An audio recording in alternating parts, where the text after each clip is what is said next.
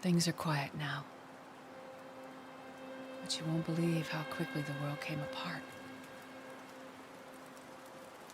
The lights in the sky. Fires.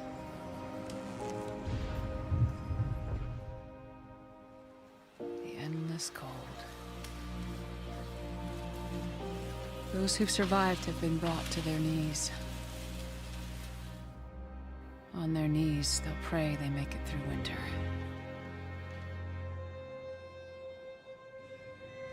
When I was a doctor, I heard those same prayers. People hoping against hope. I couldn't do anything for them then.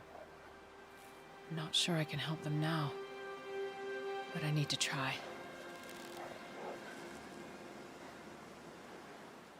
I know you're out there somewhere, fighting to survive for another day in a world that's forgotten us. Whatever happens, whatever you do, don't give up. Remember who we were. Don't let this new world break you. And I will see you again.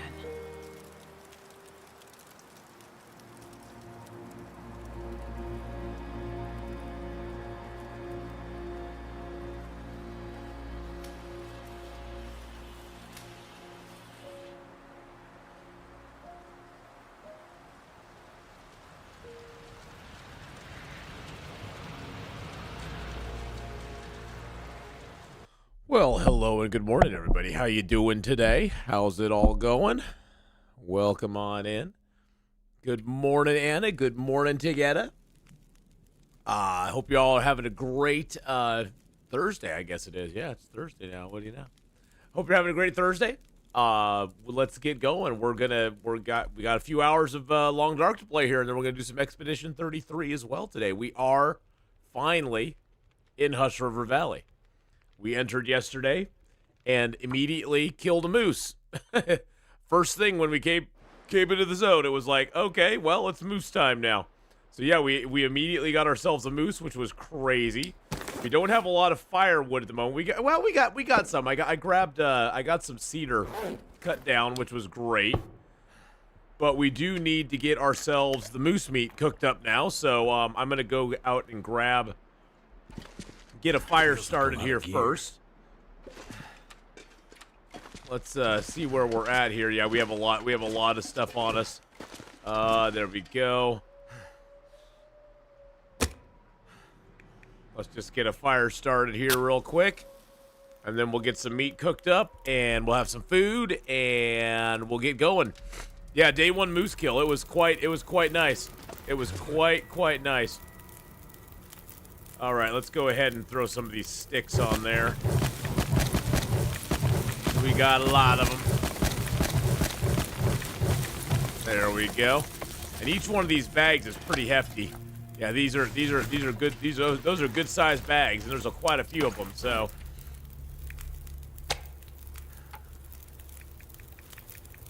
All right, each one has 4.4 kilos in it.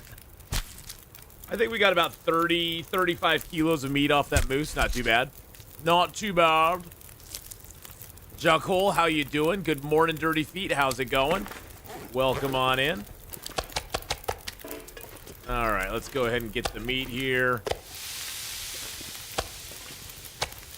All righty, let's grab 2 more bags this time. I'm just gonna kind of move the bags over here so they're within it. They're like right next to us. Then we can just grab them and harvest them up real quick. It's starting to weigh me down. I know it is. It's because we got lots of bags. So we got what? 3, 7. So we had 8 bags. 8 bags of 4 kilos apiece. So. It wasn't actually that big of a moose. I was thinking he was bigger than that, but he really wasn't.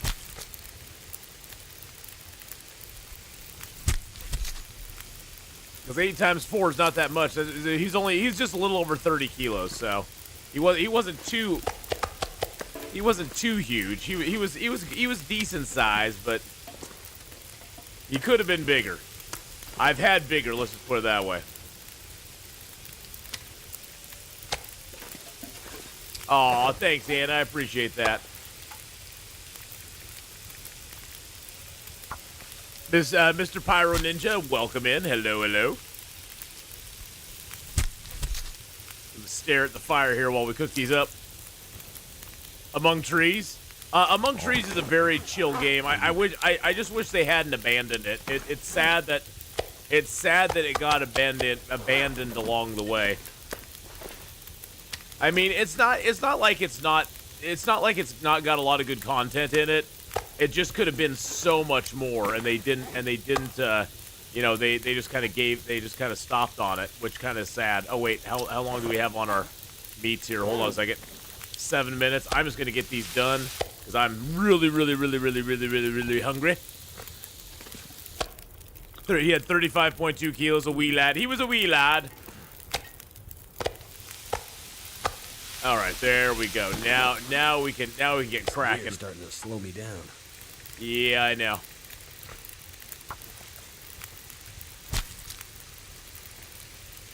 We'll have to cook up some water too. Yeah, don't want to lose the well-fed. No, we do not want to lose that at all. So I think the first thing we're going to do after we get the moose meat done is we are going to try to climb up to the, or we're not going to climb up, we're going to go down into the cave, and we're going to get our, we're going to go down into the cave where the wolf is, and we're going to go through that cave to get up to the rope, up to the smoke signal, which will also take us up to the area that has the prepper cache, because we do want to set up a place in the prepper cache that will have our workbench as well as our our furniture workbench and our workbench. So I wish there was an easier way to get up there, but there's not. 15 minutes left on that.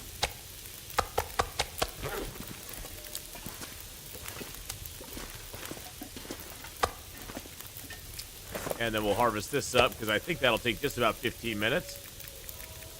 16 minutes, that's good. I always hated losing well-fed. Like, dang it! I know, exactly. I've done that so many times. Hey, Fishman, how's it going? Hello.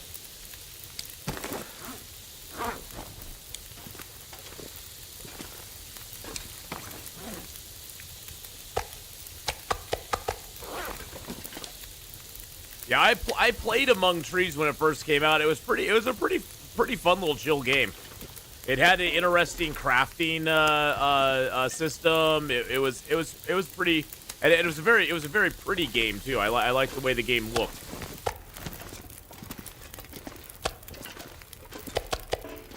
All right, I'm gonna put down my pot and my pan,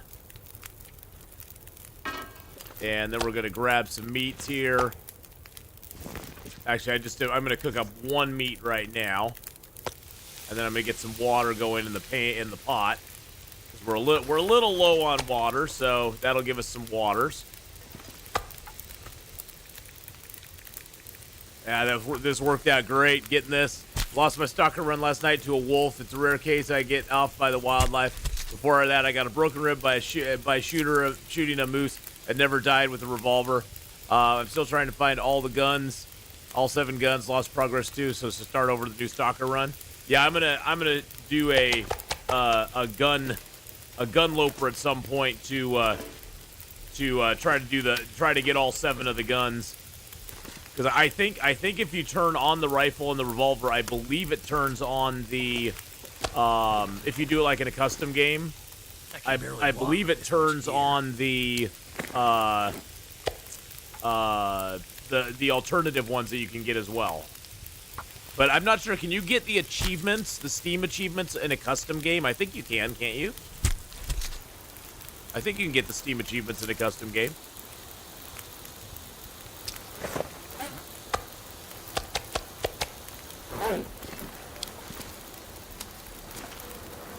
All right, we got all of our fat here. Oh, you know what? We do need some of this fat because you know what we need to make? Very rare that we need to actually do it, but we do need to make ourselves a bottle of oil because we left our oil behind. So I am going to use that and make a bottle of oil. Bottle of oil. I'll probably make like 2 bottles of oil, actually. There we go. Let's make another bottle of oil. I watched her play through from 2020. Oh, wow.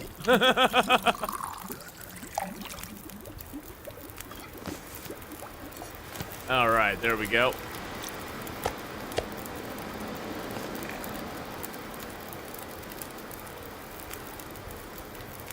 "46 minutes. 46 minutes. There we go. Drop this other one over here. That's a little animal fat. A little more animal fat. There we go. That's the big piece. There's some big pieces there. I'm just gonna put all the big pieces over here. That's a small piece. That over there. We're gonna sort our meat out. Do a little meat sorting.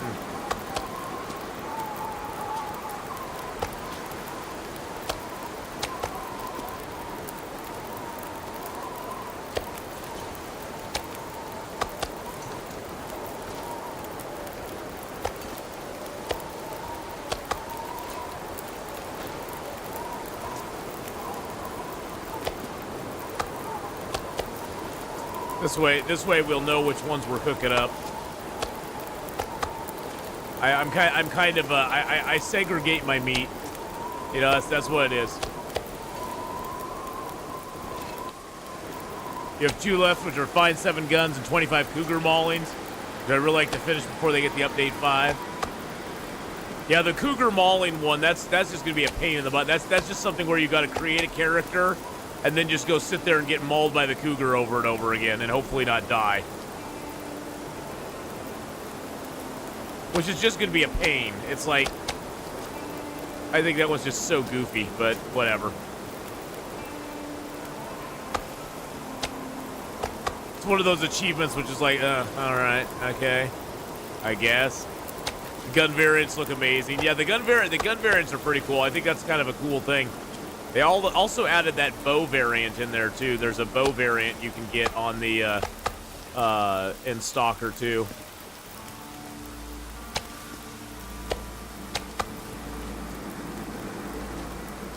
But unfortunately, you can't repair the bow. So the bow is kind of like a one-time thing. It'd be kind of cool if you could repair the bow.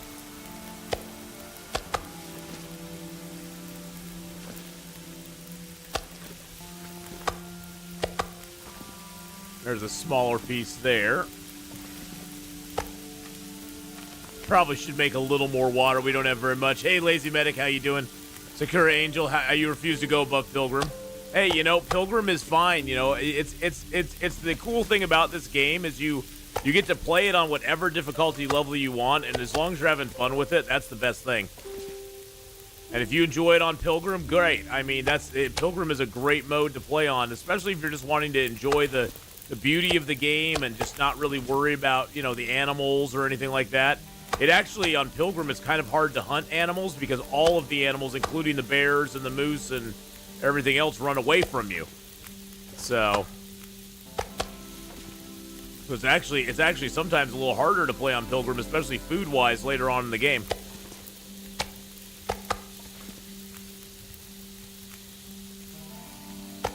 I've gotten confident with different starting areas. Oh yeah, that's a great thing to do, is just kind of do different starting areas in Pilgrim, and that way you can sort of see where, you know, how to survive in a different environment, in a different area at the beginning of the game when you got very little to nothing.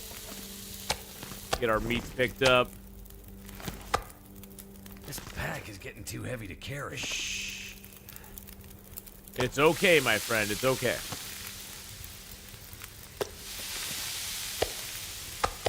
All right, we got one more biggie there, so we'll put you down over here. There we go. That's our little piece of... Oh, that was not our little piece of moose meat. I thought it was, but it wasn't.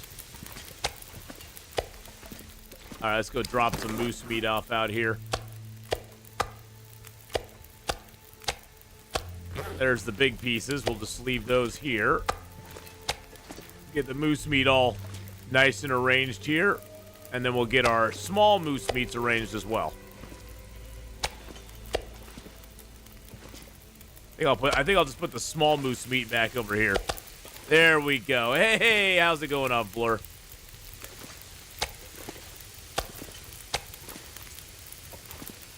Interloper gets easier the more you play it. Well, yeah, and the thing is that some people though never want to play on Interloper. They're just fine. They want to play on, more of an exploration level, which is totally cool. All right, so we got a bottle of oil. I'm gonna leave you and you here. I'm just gonna leave these down here for now. We got to make ourselves a little bit lighter so that we can climb. I'm also gonna leave the. I'm gonna leave that. I'm gonna leave my bottle of syrup here. If we ever get a can of peaches, we'll come back here and we'll make up Lily's pancakes. But until then, I'm not really too worried about it. And let's see. What else do we have? That stuff I'm going to take with me. How are we doing on teas? I got 2 and 2. Okay, that's good there. And I've got coffees, and I got a few of those. So we can ditch all of our thermi for right now. There we go. That helped as well. We're going to want to take our... Thing is, we're going to want to take our vise and our toolkit and our... Well, actually, we don't even need to take the toolkit. We can just take the woodworking toolkit with us. We need to take those 2 items there with us to go up to the top. Oh, I do have the extra clothing on me, don't I? 18 minutes on that. How long to break that up? 20 minutes? Yeah, let's just harvest that real quick. Yeah, everyone's got their own pace. Exactly. I know a lot of people, even, streamers too, that just love playing on Voyager because they can explore and they can find things on it a lot better, and they can sort of figure out the zones. I think Voyager and Pilgrim are great for learning the zones and figuring out where you're going to go and how you're going to get there. There we go.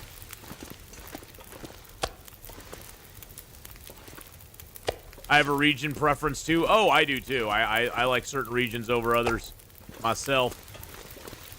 All right, let's figure out what we're doing here. Okay, so I do have all that there, but I do sort of want to take that with me. Drop you. We'll drop some sticks here as well.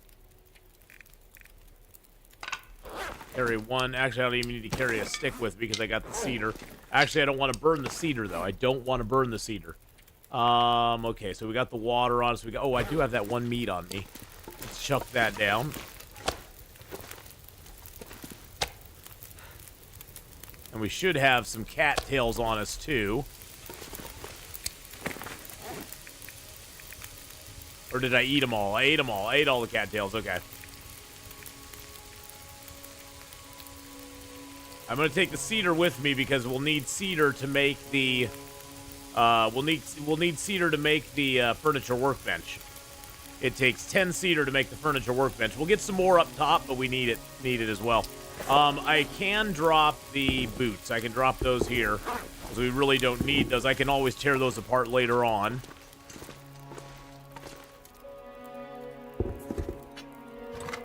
Grab both of those. Okay, that puts us at 43 kilos. That's perfect. Perfect.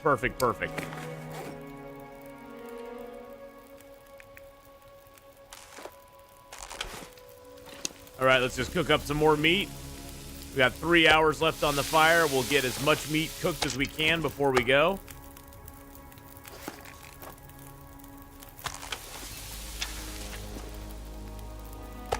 I think it's interesting. Hinterland made a mode base of the challenge the community made. Oh, the misery challenge, or the misery thing, the misery, or as the dead sleep. I think As the Dead Sleep was great. I think Misery Mode's dumb as all crap, but, you know. I think Misery Mode was a goofy thing to do, but that's just my opinion. I think Misery was a waste of effort and resources, to be honest. Yeah, Misery Mode was just a waste of effort and resources. No, nobody plays it. I mean, it's not something that it should have been. It should have just been a challenge mode, not a regular gameplay mode, because it really has no place with regular gameplay. It should have just been a challenge mode where you got like it should have been a challenge mode where you got a badge, sort of like As the Dead Sleep. You should have got a badge for, you know, getting a certain number of days in it or whatever. And there, you know, and a Steam achievement for getting to 56 days or 57 days. But it really didn't. It doesn't really have any place in regular gameplay.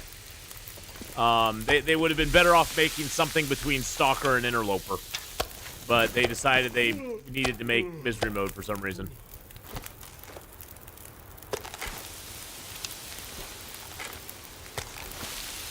But yeah, it is just a challenge mode. That's the thing. But they build it as a regular gameplay mode. But how many people play it as a regular gameplay mode? I mean, less than 5% of people play Interloper on a regular basis. What are the chances of any greater percentage playing that on a regular basis? It's like 0.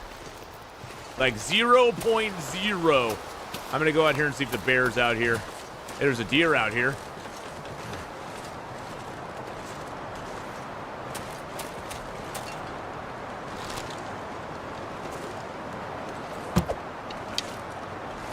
No, don't take my arrow, you little turd.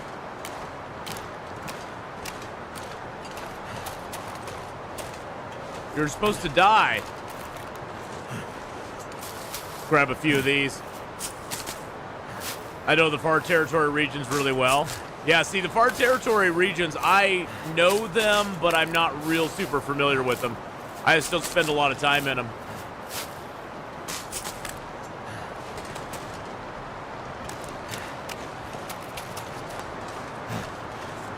Where do you think you're going, Mr. Deer? Gosh dang it. Gosh dang it.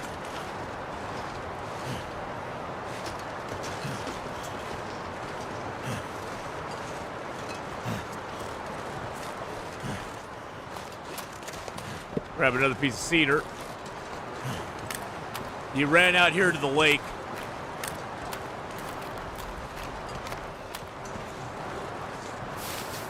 There he is.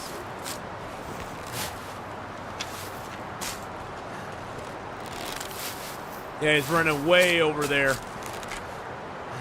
Figured I'll grab these cattails real quick.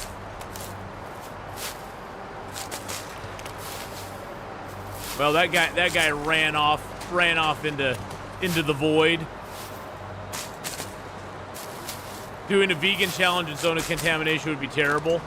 There's very little food in the region. Oh yeah, Zone of Contamination is one of the, other than the like the food you find, Zone of Contamination, even if you're not doing a vegan challenge, Zone of Contamination is horrible on food. There's just not a lot of food there at all.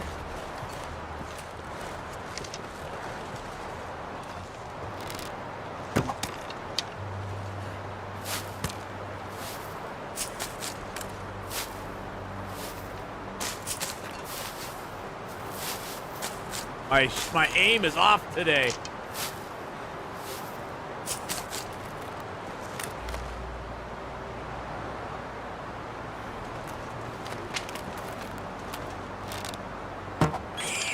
Got him. No power in the verse can stop me. Got him. All right, we got him that time. Hey, Indian, how you doing?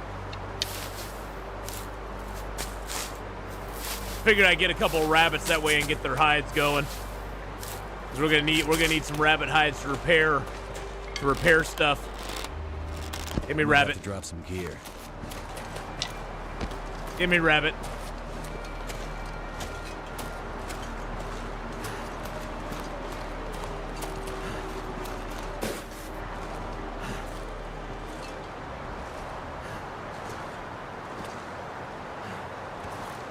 Oh, there we go.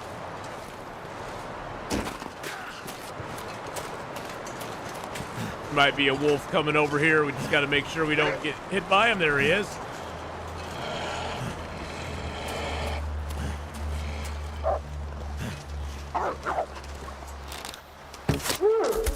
Sit down, wolf.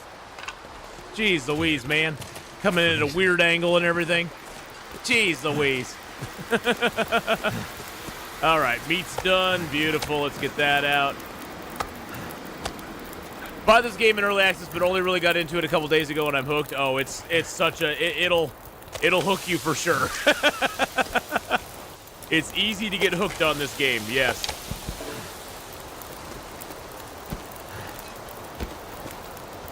There we go. Get those over there. Let's grab our meat. I'll harvest that wolf up as well.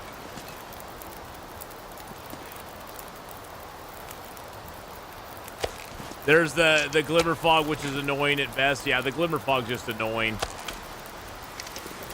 It is kind of annoying, to be honest. All right, let's harvest you up. This way we'll get some rabbit hides down.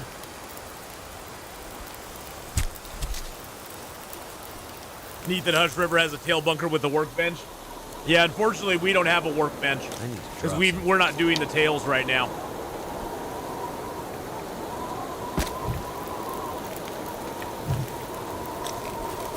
I'll get more cedar.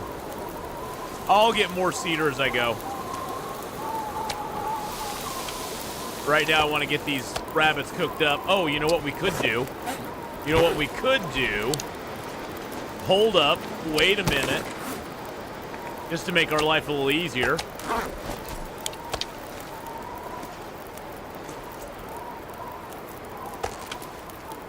Okay, we got enough moose meat here. Let's go grab our flour and our cooking oil, and we can make ourselves up a rabbit pie. So we'll put some moose meat in there, and we'll do a rabbit pie up in here. That way we'll have a little extra carry weight. There we go. That will work great. That'll give us three kilos extra carry weight. So when we go up the rope tomorrow, we'll be in good shape. All right, let's drop the guts underneath the hide here. I always just put my guts underneath there. There we go. Put the gut there. Put the rabbit hide over here. There we go. Oh, it's not covering. It's not covering the guts properly. Oh, it's not going to cover the guts properly. Never mind. Okay. We can leave this piece of metal here. I don't need the metal. Leave the piece of metal here.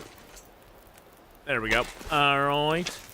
All right, all right, all right. 37 and 17. Let's just get the meat off this guy. That's 5 minutes and 12, so we'll just do that. Can you cook with ruined ingredients again? Yes, you can.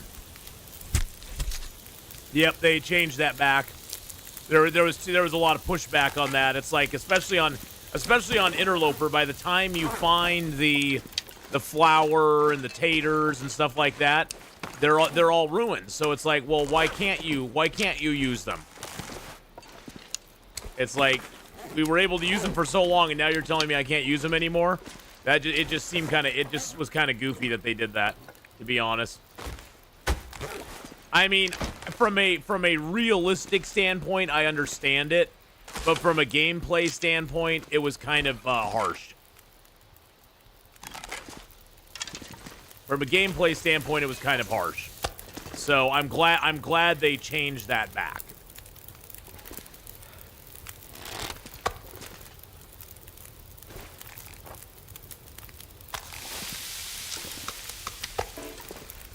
All right.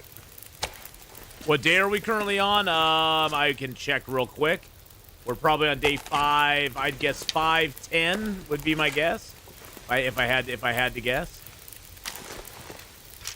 We'll check here in just a second.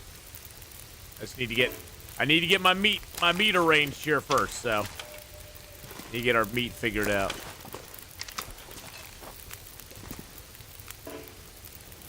There we go. Okay. So we are on day 516. Well, we've lived 516 days, but we've got our 50 days in all the zones. We got only 1 day now in Hush River Valley.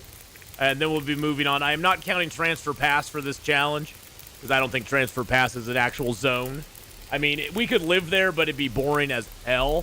Forsaken Airfield, Zone of Contamination, Sunder Pass, and Broken Railroad are the 4 zones that we still have to go after Hush River Valley.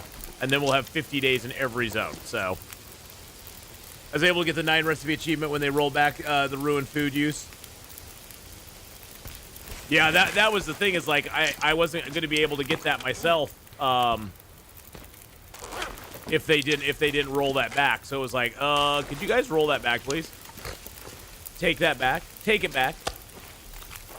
I'm just going to eat these small pieces of moose meat. We'll chow down on some cattails today as well, because we need to get that vitamin C rolling. Let's go ahead, and I got a birch bark tea here, prepared birch bark. We'll cook that up.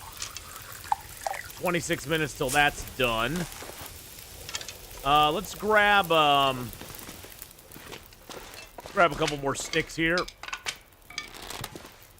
and get a little more fire going. I want to make a little bit of water. What's my record day wise? I think it's like 860, 870, somewhere in there.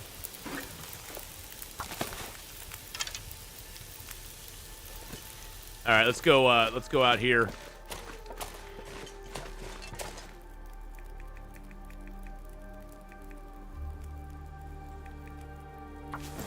Grab this.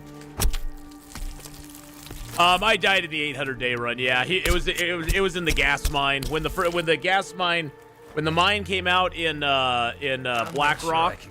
When it first came out in Black Rock, I died to it on my long character because I didn't understand how to go through it, and so he died in the gas mine. It was very sad. Will Eggy McKenzie will be remembered forever. It's a very sad day. Do a half liter. All right, there we go. And now we can go and get the oh wait, did I get the guts? Yeah, I'm gonna drop that. I don't want to attract any attention to ourselves here. But yeah, he died. Feeling so drained. All right, let's grab the hide.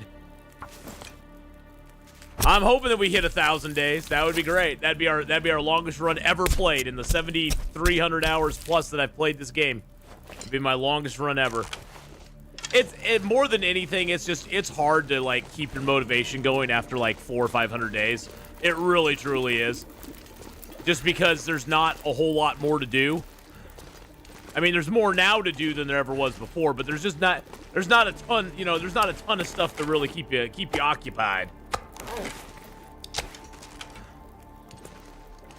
The pickings are pretty slim. How many hours do I think it gets to get the 100-day achievement? Well, I could go back and look at this run and see how many hours we spent in this run.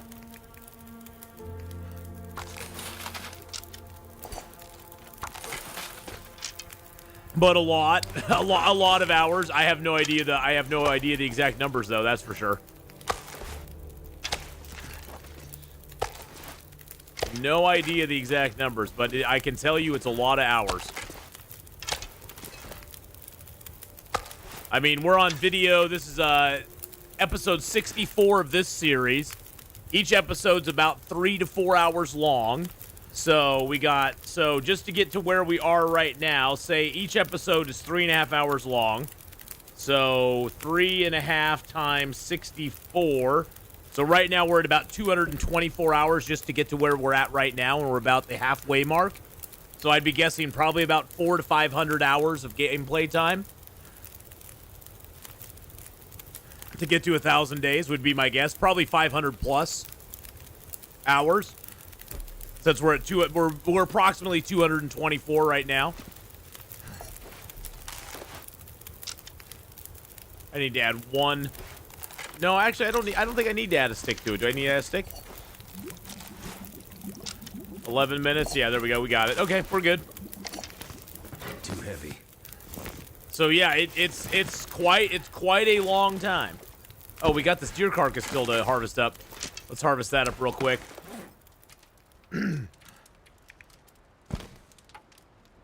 Oh, all I have is the hide on it to harvest. I'll just use my hands. Yeah, the 50-day challenge is a good. Yeah, it's good to go for that 1,000 days. Yeah. plus I found, you know, in the early game, the 50 days seems like a long time in each zone, but towards the end of the challenge, it's a lot less time. I mean, we fly through our days pretty quickly. All right, let's drop the hide here. There we go. Got a couple rabbit hides, the wolf hide, the moose hide. We are a tired boy. Let's go ahead and drop some water here as well. There we are. Feed a few cattails. I got some cattails now, so we'll eat those up, get some vitamin C back. Hey, Corona, how you doing? You hit 30 days on your run. Hey, you know, it's one of those things, Indy, where you just have to start, you know, trying to get 30 days and 50 days and 100 days, you know, and you'll have successes and failures along the way, but you just have to keep going for it, you know? You just have to keep going for it, and eventually you'll get up to the point where you have hundreds of days under your belt, and you'll be like, yes, I'm there.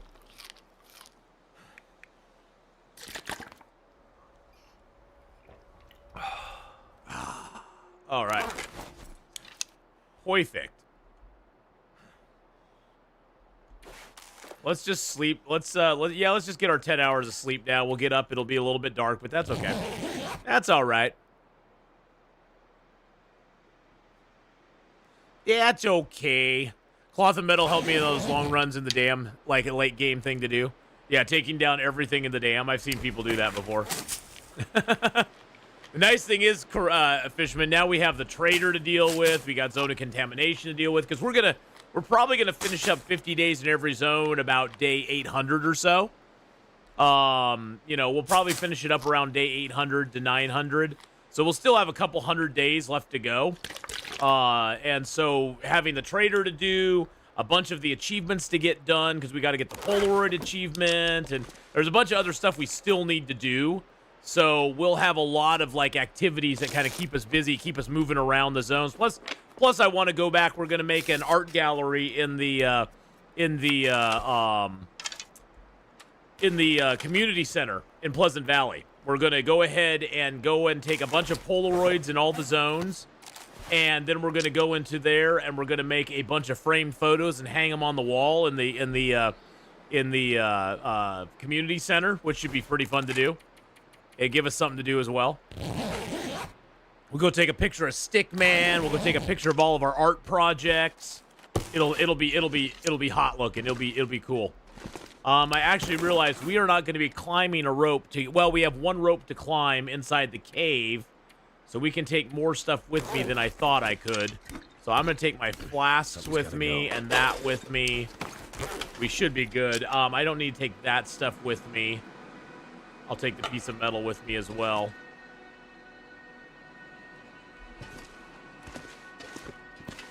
All right, let's get a little bit of food here. Actually, let's go ahead. We'll eat a rabbit pie. I'm going to leave the other 2 rabbit pies here for the future. And that should get us going. I do have a few cattails on me still, so bully for us. And we'll get a whole bunch of cattails when we go into the river, because that's where we're heading next. I'll grab some sticks while we're out here, too. Oh, you know what? We never tracked down that deer, did we? We killed a deer over here. We should probably go track the deer down first, dang it. I didn't even think about that. We should go track that deer down, because he's got an arrow. He's got an arrow in him, and it's going to be easier to find our arrow now when it's in a deer than when the deer despawns and the arrow's just sitting on the ground, and then we'll just have to run across it. So we'll grab a few more cattails here too. Plus, this way we can just go into the Hush River from the top there and work our way down, grabbing all the cattails.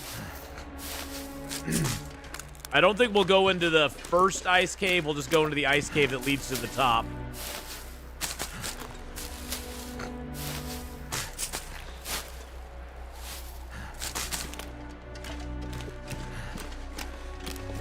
I hear crows up here ahead of us.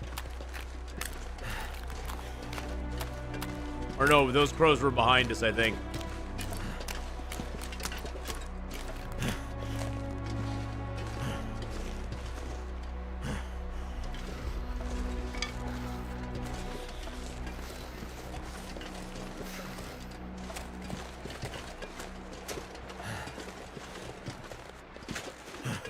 See if the deer died down here on the lake, first of all.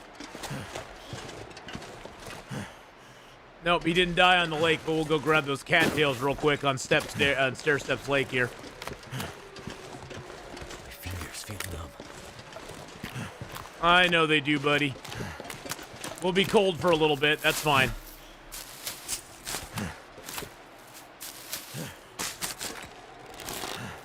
You'll never reach my level, take it. Of course you can reach my level. It just takes time.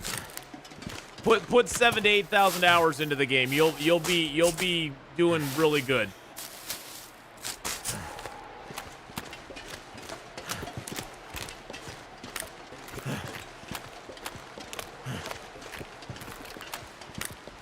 That's where we killed the moose right there. I'm so cold. I know you're so cold. We gotta go find my deer.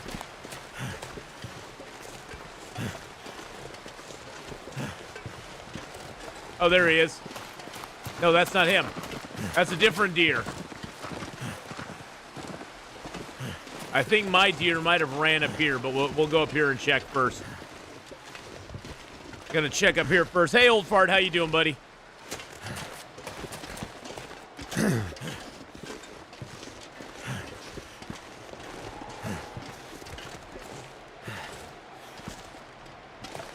We're a little on the chilly side, but that's okay. Yeah, well, I have a family dinner thing later on today, so I wanted to get an early start. Plus, this gives us an overview of the area below us. Hey, there's a maple down there.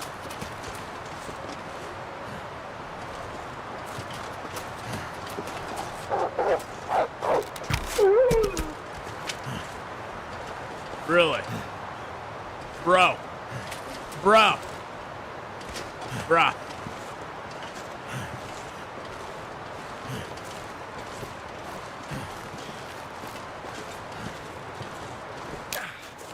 Really, dude? Really? You had to sprain your ankle right there, huh? It hurts. That was what you had to do. There's my deer right there. All right, there's our deer. We just got to go down and get him. Damn. that Really, bro? sucks. Bruh. Why'd you go and sprain your ankle, man? Hey, there's some birch over there, too. We got maple here. We got birch there. I tell you.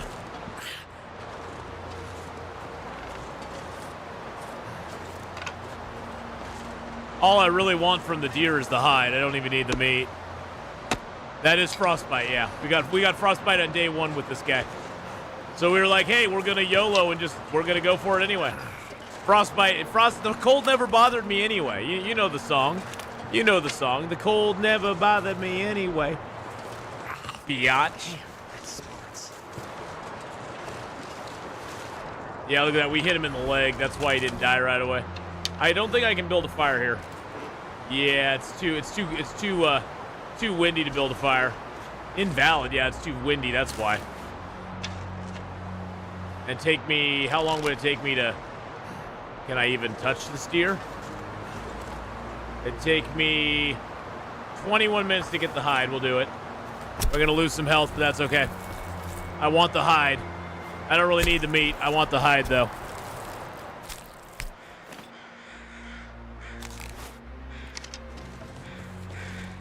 Let's go ahead and bandage our wound. Do that, and we'll drink a red tea. Not like we don't have enough of them. There we go.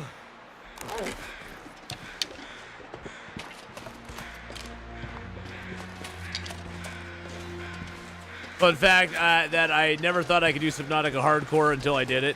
Yeah, well, Subnautica Hardcore is fun to do, and it's not, you know, you do lose your water and your food faster, but other than that, it's not really that much different, which is good. You know, your food and water goes away a lot quicker, but it definitely gives you that little bit of challenge, doesn't it?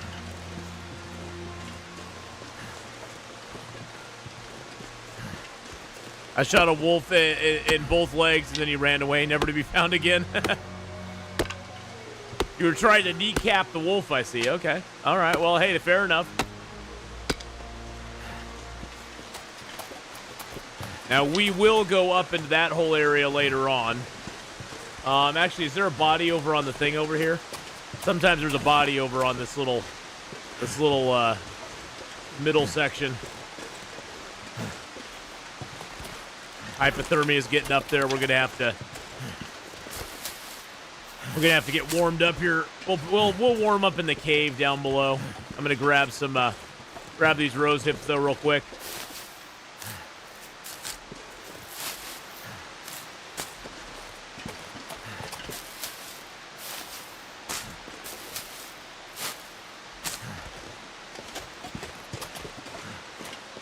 Sometimes there'll be a body over here. It looks like there's something over here. It's a piece of wood. There's a freaking piece of wood over there. Wow. Two stress moments, the lava zone, the 500-meter Degrassi base. Yeah. Have you ever found the moose carcass? I've never found the moose carcass in Hush River now. I think everybody's trolling me. I don't think it actually exists. That's my official stance, is it doesn't actually exist. I think everybody's trolling me. Everybody is trolling me. Straight up.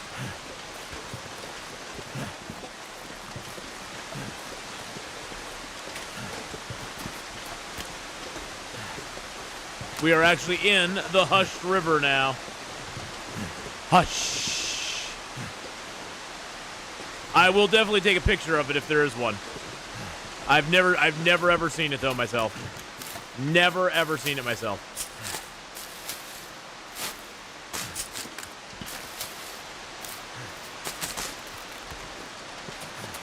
I would love to see it someday.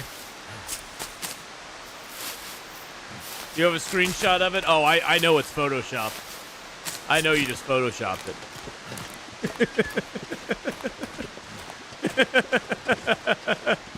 I know you just Photoshopped it. I don't believe it. I'm a moose denier. Okay, I'm a moose denier. Don't challenge me on this one. I'm a moose denier. I will deny it till the day I see it. I say people who think there's a moose in Hush River, a moose carcass in Hush River, that's akin to saying the Earth is flat. So you know, I don't believe it.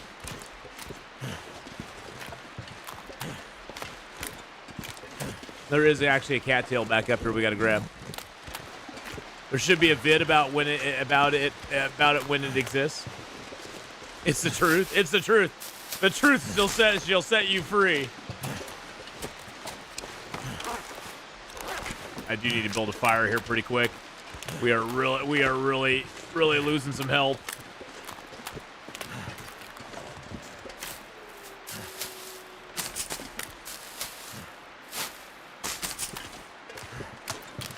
I guess we could eat a prepper's pie. That wouldn't be a bad thing to do.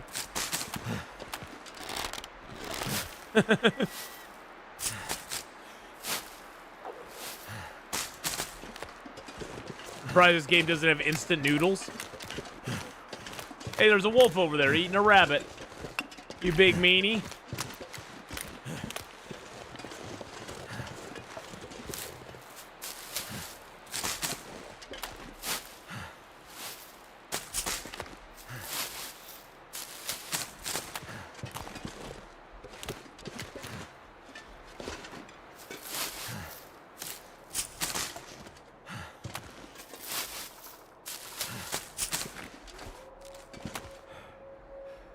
I thought I had a rock on me. I don't have a rock on me.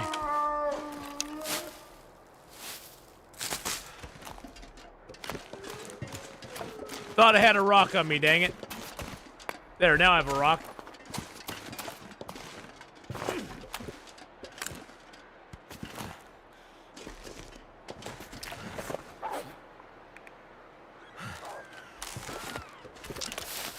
There, he got himself another rabbit.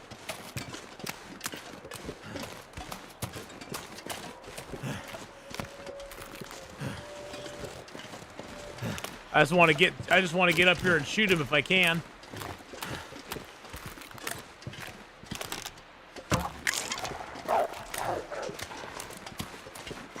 There we go. Now he's running away. Then we can build ourselves a little fire here. Maybe get a mag lens. Yes, thank you. Thank you, mag lens. Nice.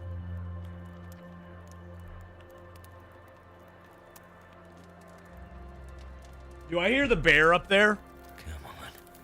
Come on.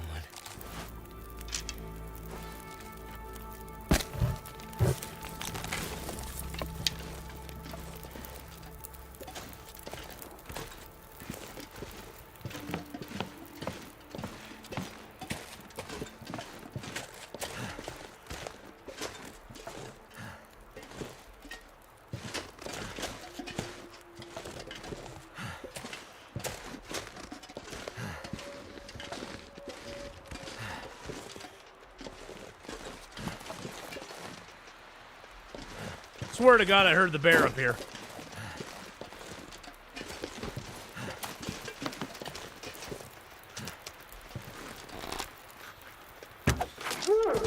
Got him.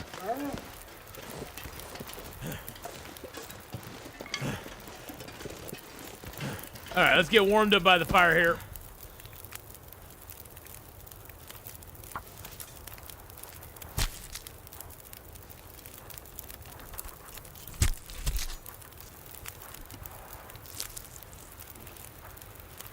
Not gonna be able to carry this load for much longer.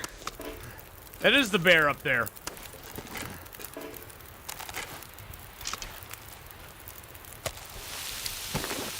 There is a bear up there. There is one. Yeah, we got. Yeah, my shots I can do pretty good anymore, but sometimes it's all one of those things, Indy. If you take enough shots, you'll get some good shots eventually. And I just have as many bad shots as I have good shots a lot of the time. So.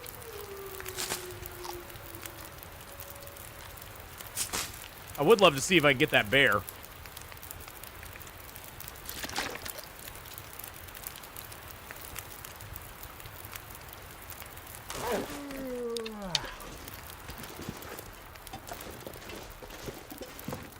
I keep hearing the bear up here.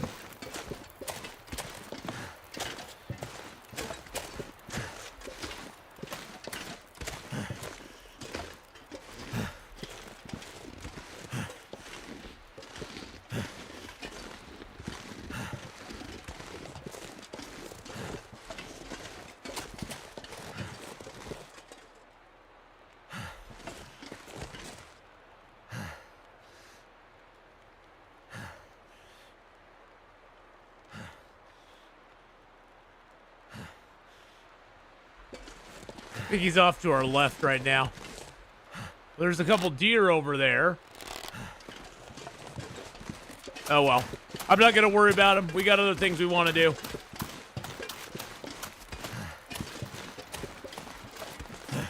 We got other stuff to do.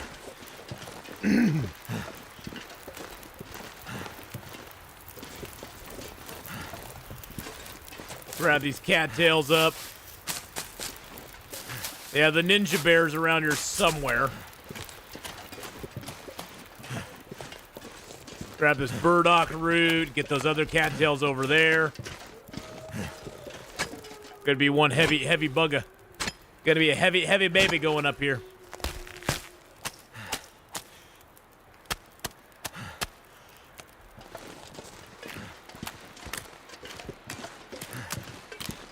That's got nothing left on it. Use this. Oh, did we actually pick that up? Oh, no, there's nothing left on it. Okay. I was going to say, I don't think there's anything left on that rabbit.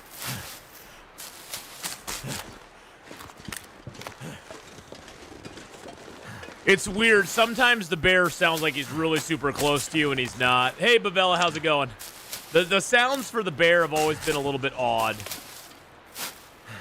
And honestly, it could be the bear up there. I could be here. There is a bear on this side as well.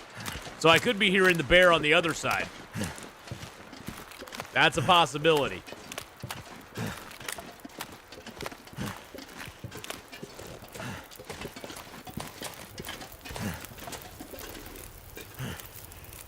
I wonder. Oh, I don't have any acorn grounds, do I? I didn't bring my acorn grounds with me. Nah, we'll just eat the rabbit down. Yum, yum. Yummy, yummy. And let's grab a torch or two. Oh, I know it is. It's fine. You'll be okay, buddy. We're gonna make it through. Just trust me on this one. We'll make it through. It's gonna be okie dokie.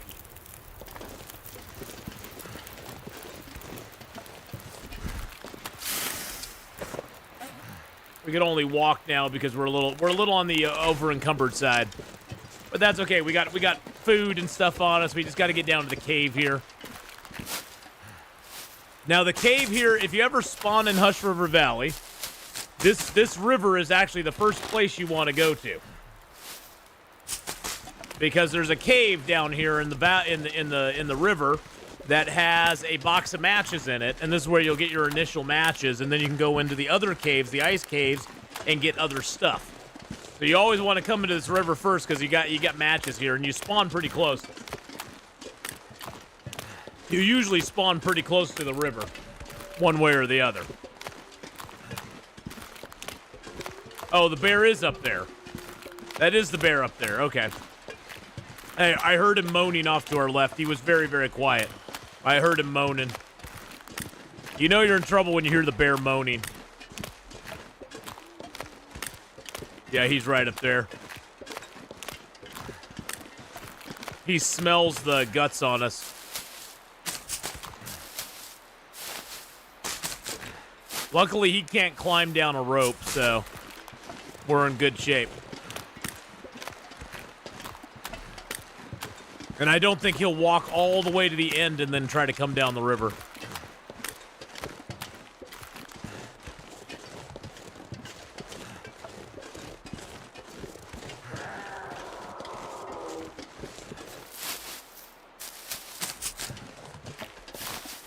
There's the cougar sound. Cougar's up there somewhere. Dumbass cougar. I hate the stupid cougar. Cougar's so silly. I do want to get a map here at some point, or do a mapping, do a little mapping at some point. Hopefully we'll find the Polaroids here somewhere. Maybe we'll find one up at the top of the ice cave.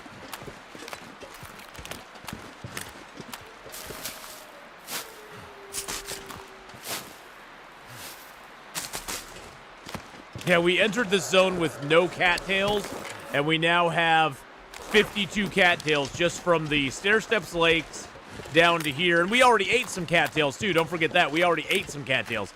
So we have 52, plus we've eaten probably 20 cattails so far. Yep, the cougar with a megaphone again. He always does that. He's always got his megaphone going.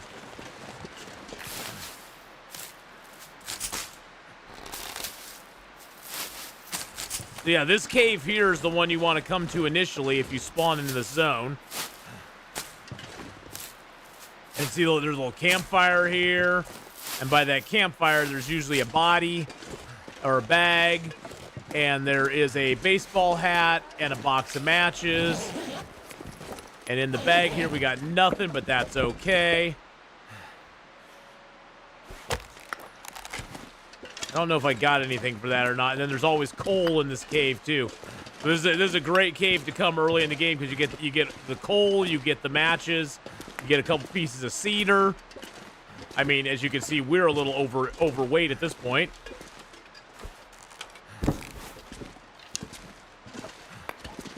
I think I'll probably drink a birch bark tea before we lay down for bed. Actually, no, I'll drink an herbal tea. That way we can get back some health.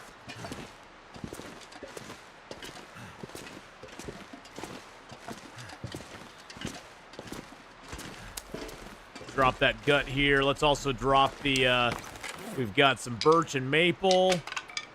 We'll drop all this stuff in here. We'll come back here again. So we'll get everything curing in here.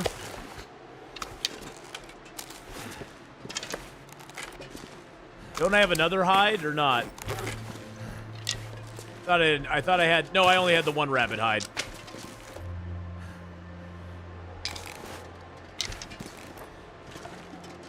I've got arrow shafts on me already, so these are just for the future.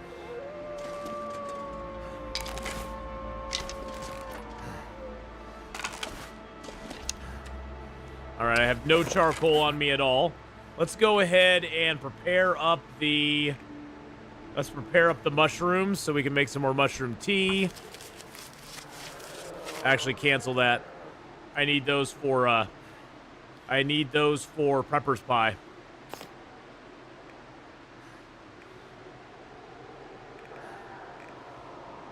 Yeah, I need those for the Prepper's Pie. At least 2 of them. I don't need them that badly. Let's prepare up the rose hips, though, for sure. The rose hips will definitely prepare up. Because I got like 400 rose hips sitting in the other zone in Milton, so let's go ahead and drink an herbal tea. And then we'll eat a whole bunch of cattails. The herbal tea will actually give us some vitamin C as well. The nice thing about the rose hip and the mushroom teas, if you're really desperate for vitamin C, you can drink those and get vitamin C out of them, so. Which is very super helpful.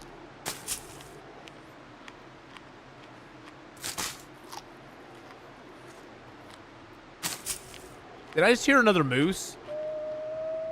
I thought I just heard another moose as well.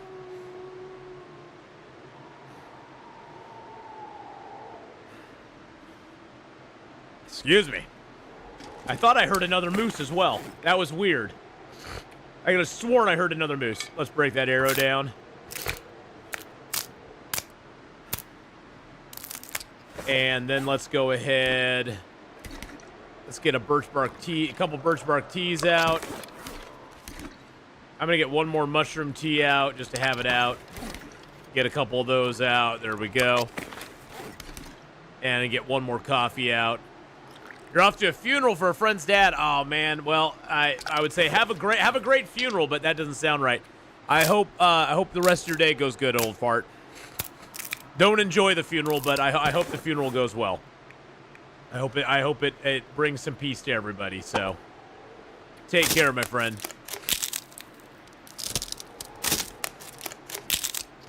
I think I will start a little bit of a fire here. We have a ton of coal, don't we? Yeah, I got 11 coal. We're gonna drop some of the coal here. There we go. I mean, that just helps a little bit. And then we'll start a fire out here. Where's the warm and the cold? There it is. It's actually +2 out right now. I'm probably making another Maglin's fire, which would be good. Nope, I can't. Okay, so we'll just use a stick and a match. I figure I'll build a little fire, that way we can get a little coal and we can make a map here real quick. Throw you on. And then we can just make a little bit extra water. Put a liter in each.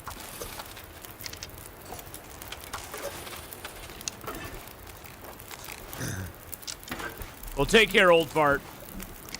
We'll see you later on, man.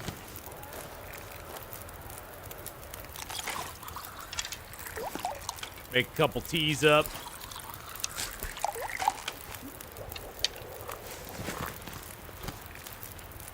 Might as well.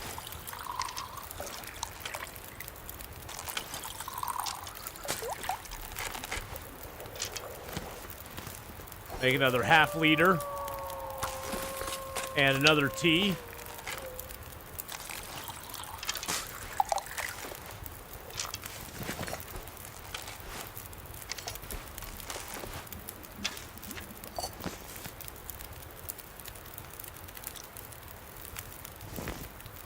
I don't know if that'll be enough time on the fire to get some charcoal out of it. Oh, there we go.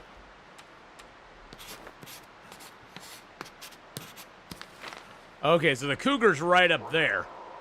Okay, so the cougar's right up above us. All right, I see sort of where he's at. I've never really been on this map when the cougar's been in play, so I was kind of curious where the cougar was actually spawning on this map. I am gonna drink one of my birch bark teas as well, because our health is low enough. I sort of want to get all of our health back before we move on. All right, let's get some rest. Whew! What a day! What a day! We lost most of our health to we lost all of our health to the weather. A 70 stream streak. Wow. That you've been streaking a lot there, Bavella. That's a lot. That's a lot of streaking. We'll eat a bunch of our cattails down.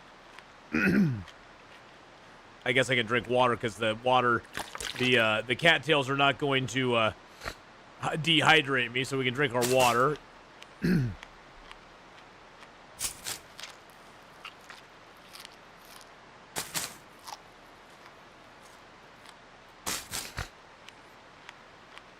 I might leave some of the cattails here just because of weight. Because once we pick our bedroll up, we're going to be kind of heavy. Yeah, we're a little bit heavy once we pick the bedroll up. All this gear is slowing me down. Let's get a little more sleep. What time of day? Let's actually pass time for a couple hours, and then we'll sleep into the morning. And then we're gonna hit Sketchy's cave. And why do we call him Sketchy Wolf? Because he's sketchy as hell. He glitches into walls. He's all over the place. There's no rhyme or reason for him.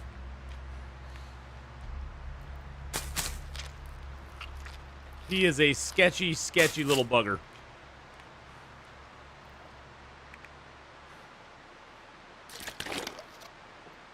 Drink down the water.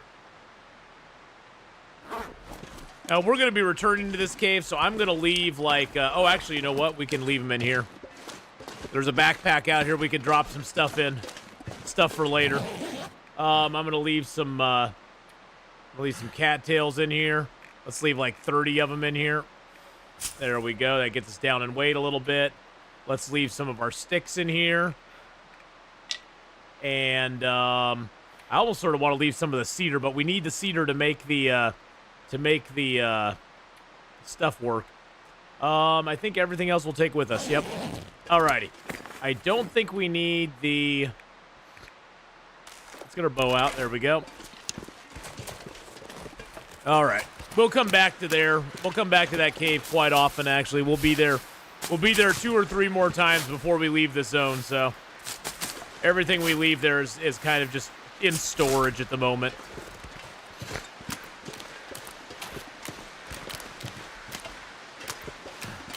Looks like there is a deer down here. Yep, there's a deer down here.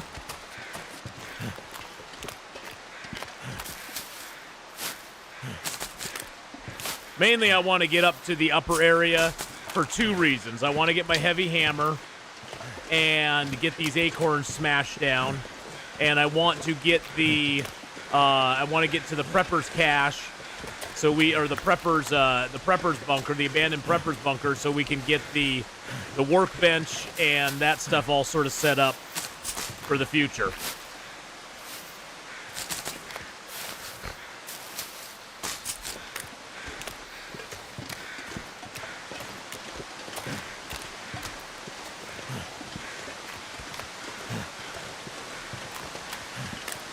I don't know if I can make can I make a Maglens fire out here? I can. Okay, well, let's get a Maglens fire going. This way we can get a free torch light. We don't have to use a match on our torch, which is good. That did it. There we go. Ugh.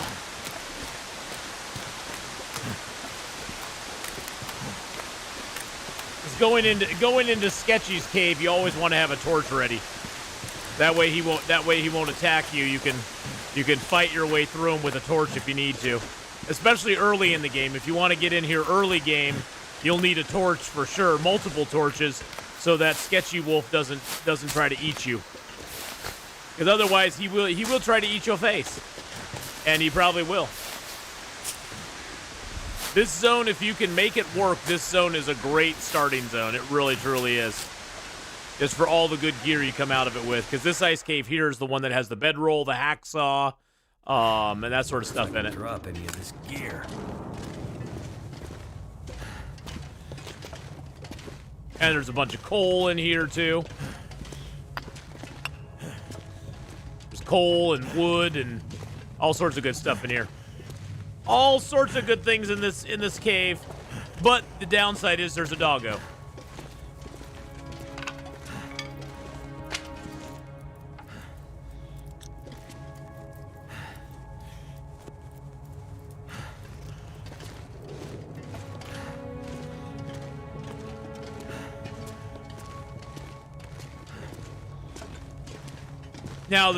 Now, Sketchy's not always up either.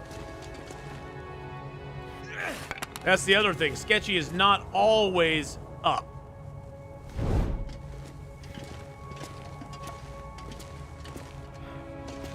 Oh yeah, the cave that's in the doggo that's in the big huge cave between Zone of Contamination and Forsaken Airfield. Yeah, I've run into him before. He's down in that weird section of it. We're gonna go check over here first for the. Yeah, I've actually run into him before. He was quite the unpleasant surprise.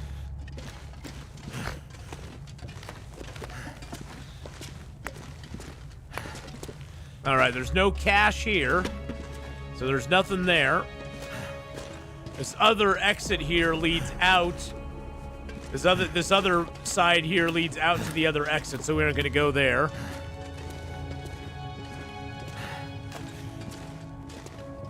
Yeah, I've run into him before. I don't think he has a name yet, so I don't think anybody's named him yet. We'll just call him Annoying Wolf. We'll call him Surprise. Surprise, suckers. Still haven't seen the wolf in here yet.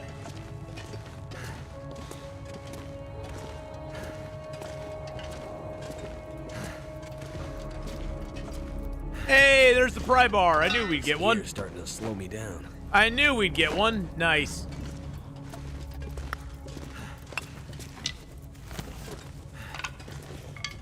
Oh, we got a pry bar. That's good. He's Maisie. Maisie. I like that name, Maisie. He's Maisie Wolf.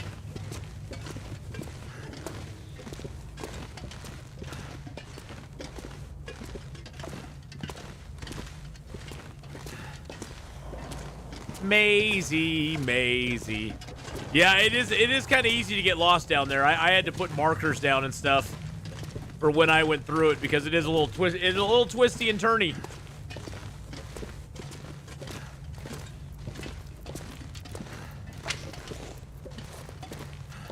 All right, I'm not seeing Mr. Wolfie Boy yet. I don't know, maybe he's not up right now. Much like Scruffy in Desolation Point, this wolf is not always up. Sometimes he's up, sometimes he's not. But you always have to assume that he is. You can never assume that he's not. One thing you can do with him if you don't have a weapon is if you go through here and you build fires at different points, he'll just get scared over and over and over again and just keep running away from you. Because he keeps running away from the fire. We're going to have to build a fire here. Speaking of fire, we're going to need to build a fire. And get a couple more torches, probably.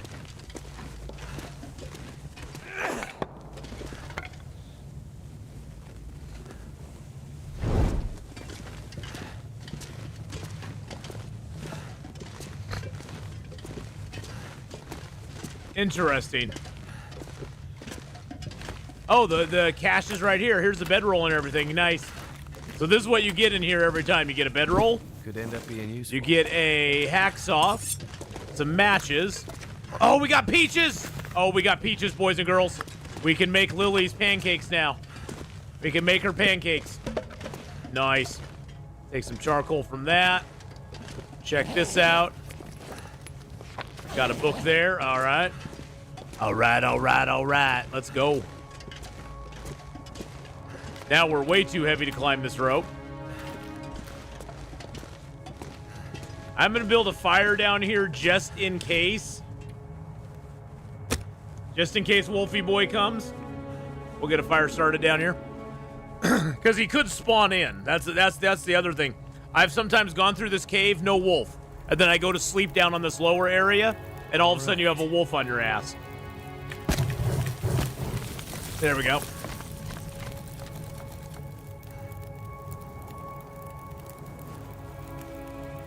And having a wolf on your ass is no fun. I'm just saying. I'm just saying it's not any fun. It's neither fun nor funny. It attacked you while you was crafting. I've heard of that happening.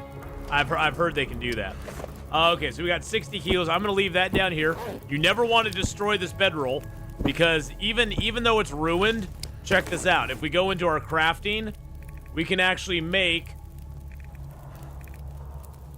Oh, yeah, there it is. We can actually make an improvised bedroll with it. We can actually make it into an improvised bedroll if we want to. So you never want to destroy a ruined bedroll, ever. You can make improvised bedrolls out of them, no problem at all. Let's drop that. Let's drop all of our cedar. Drop all of our coal.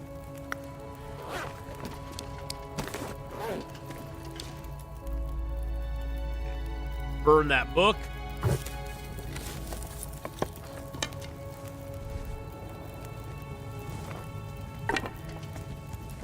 Let's drop the, let's see, we just need to get a little bit below weight here. I can drop the vice for the moment. Because it's down to 49. I'm just trying to drop big stuff so we can drop you. Drop you. We're at 46. There we go. Okay, now we can climb up and drop some stuff.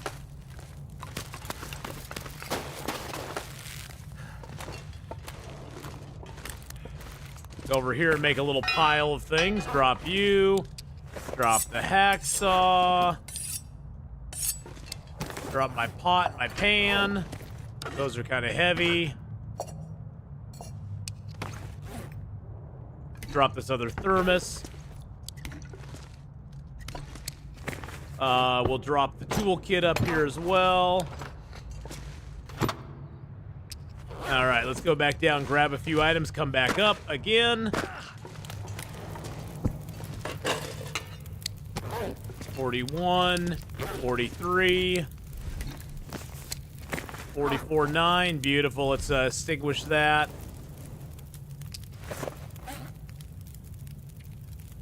Go ahead and drop it. Grab a new torch, and up we go. Now we just shuttle everything to the top. It's a nice short rope, so it doesn't take really any energy to climb it, which is nice. Put the bedroll over here. And it's the only rope climb we have in this place, so drop that, drop that.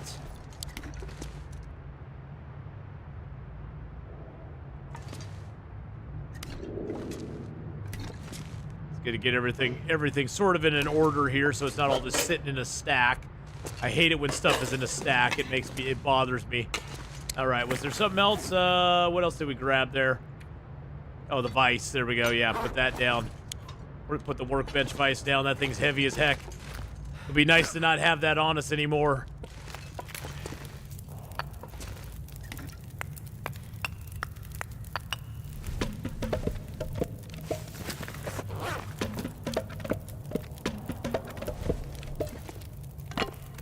All right, we need to drop a few things, just a little bit of, just a few of these probably. I need to drop something. There we go. We're almost done. The good old climb shuttle, yep. That's what we're doing, is the good old climb shuttle. Drop all those, and we should be able to just go back down and grab the rest of our stuff. I got one piece of charcoal right now.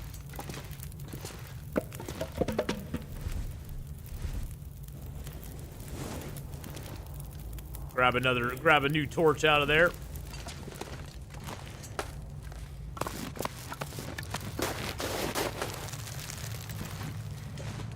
Alrighty, and then we'll drop a little bit more wood up here because I'm gonna go make some water real quick. Drop all that. Actually, let's grab our pot and our pan. We'll make a little bit of. We got fire down here, so we might as well make some water. Because we are a little shy on the old water right now. Yeah, we got 0.41 liters, which now we have no liters, so let's go ahead and just make a liter of water in each one.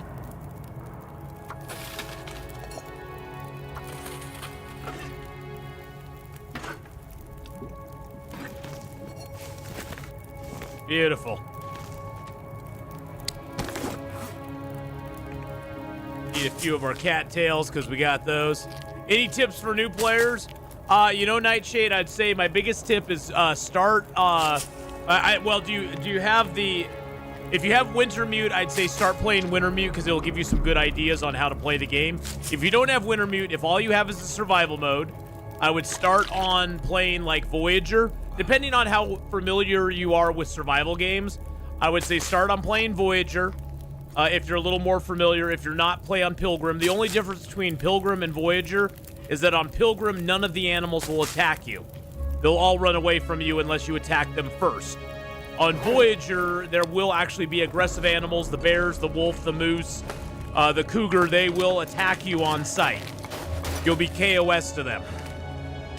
But on both of those modes, there will be plenty of gear. The temperatures are not as harsh. The temperatures are a lot better on those difficulty levels. And you won't have to worry about like as much about the supplies and stuff in the game because you'll have a lot more supplies available to you. So I would start on those difficulty levels and sort of learn the maps. You want to learn the maps at that point because map knowledge is the most important thing, and that way you can sort of wander around the zones, figure out where stuff is, kind of get your feet wet on the different mechanics in the game as far as like how long it takes to get from point A to point B and stuff like that. But other than that, I'd say try to walk, like you see how I have a torch out right now.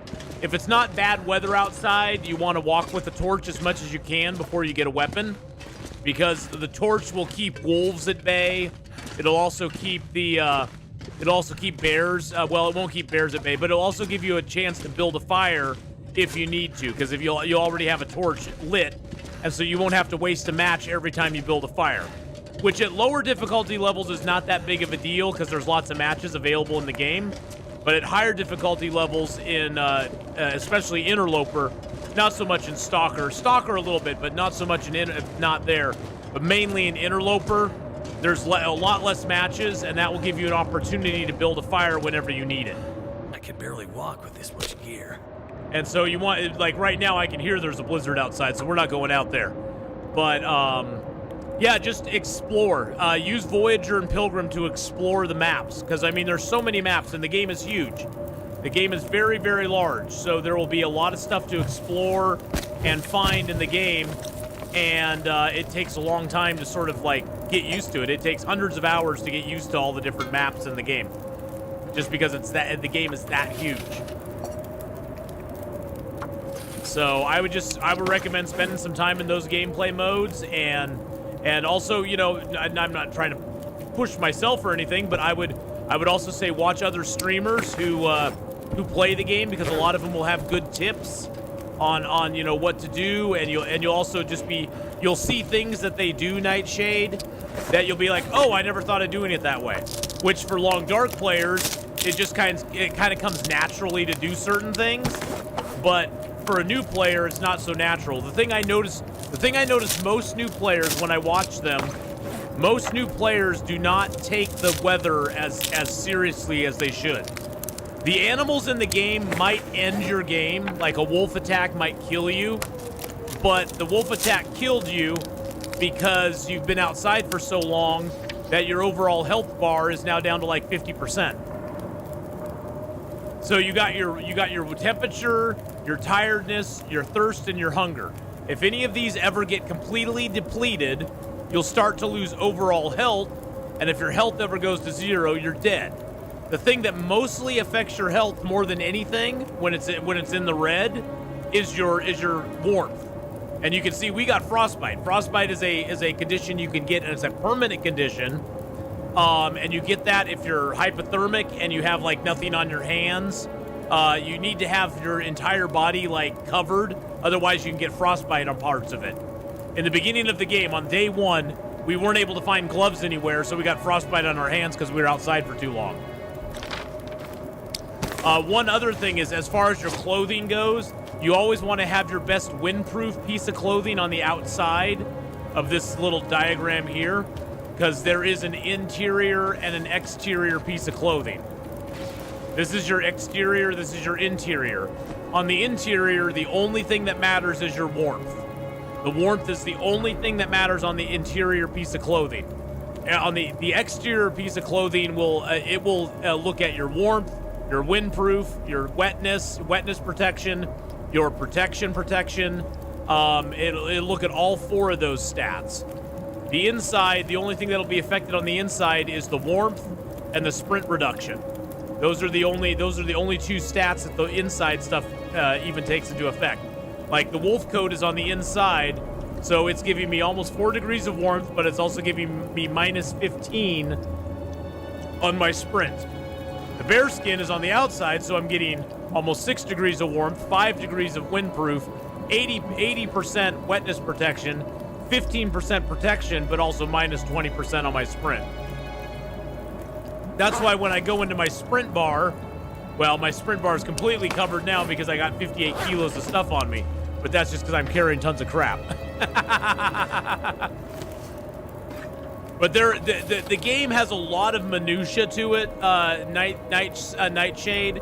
There's a lot of things to it that you'll find as you go along that you're like, oh, I didn't know you could do that, or oh, I never thought of doing that. So definitely watching other players is a really good thing to do because you'll get a lot of good hints on how to play and how to maneuver yourself around the world. And there is a pretty robust crafting system now. But crafting in the game has always been kind of minimal. You can make some items out of different animals and to make clothing, like you'll find man-made clothing like these, but you'll also find the skin clothing too. Now, I will tell you, in the lower difficulty levels, the skin clothing is not as good as the man-made clothing. You can find better man-made clothing than skin clothing. So in the lower difficulty levels, you don't have a lot of incentive to make to make your own clothing, because in general, you'll find better clothing in the world than you can make, which is kind of sad. And you don't really in the base game, you really never have a reason to make a hatchet or a knife. I guess the cougar claw knife would be an exception to that because that's better than the hunting knife.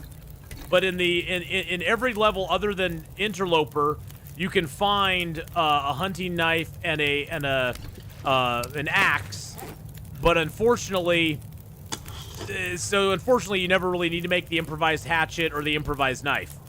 The hacksaw is something that you'll always find in every level of the game. The same thing with the storm lantern. Same thing with the bedroll. Same thing with the pry bar. Those are sort of standard items. Heavy hammer, which I don't have, is also a standard item in every level of the game. But you don't really need to make your weapons or tools in the lower in Stalker, Voyager, or Pilgrim. Although once you actually get up to Stalker difficulty level, I would highly recommend doing a forge run, going to the forge with your heavy hammer and making your own tools, because you'll benefit greatly from having the experience of going there before you hit Interloper, when you have no choice but to go there to get your tools and your weapons made. So you'll probably want to do some forge runs when you get to Stalker. Before that, the forge is kind of a bonus, I guess. If you go there and make stuff, it's kind of just for fun. But there's no real strategic gameplay need to do it, which is kind of sad. But hey, that's, you know, it is what it is. I'm just sharpening up my stuff now. Yeah, the game does throw curveballs at you.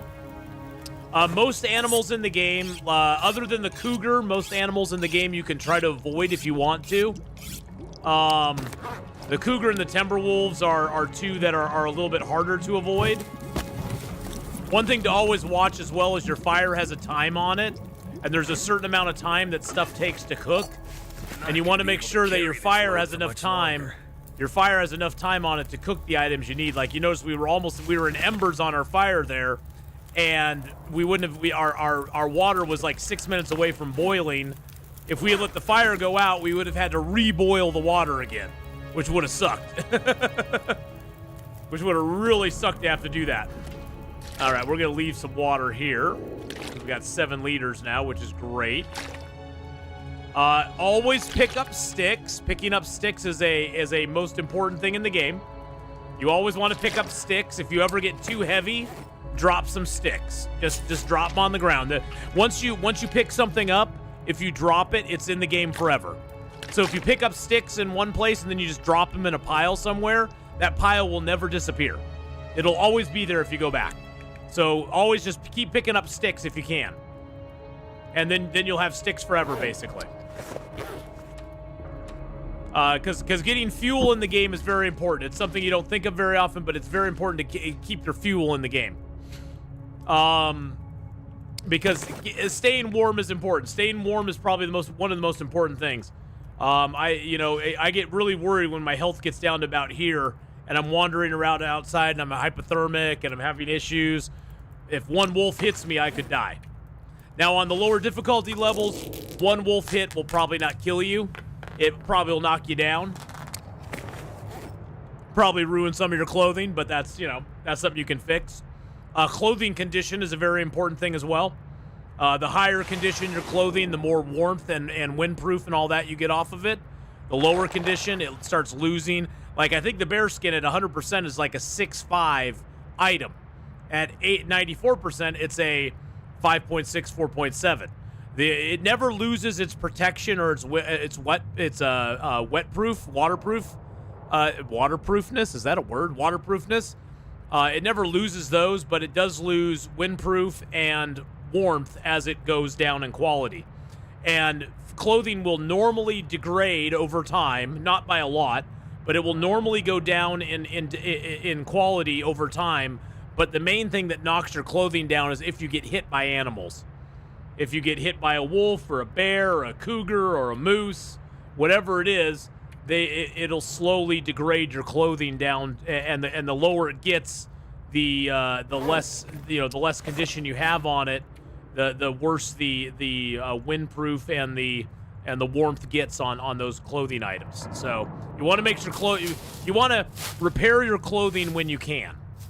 And when you go to repair your clothing, it'll always give you a stat. Let's just look at our clothing. Yeah, all my clothing's in really good shape. So it'll give you a repair amount that you'll get off of it, and it'll tell you how long it'll take. And you can use either a fishing tackle or a sewing kit. I don't have any sewing kits on me right now, but you can use a fishing tackle, which is an item you can make, or you can use a sewing kit.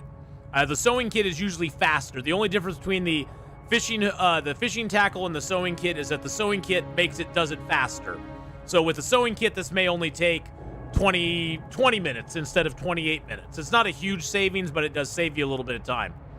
And so what I do a lot of times later in the game is I'll let my clothing degrade. If I don't have a lot of repair stuff, I'll let my clothing degrade to a point where the repair amount is slightly less than what it will take to get it to 100% repair.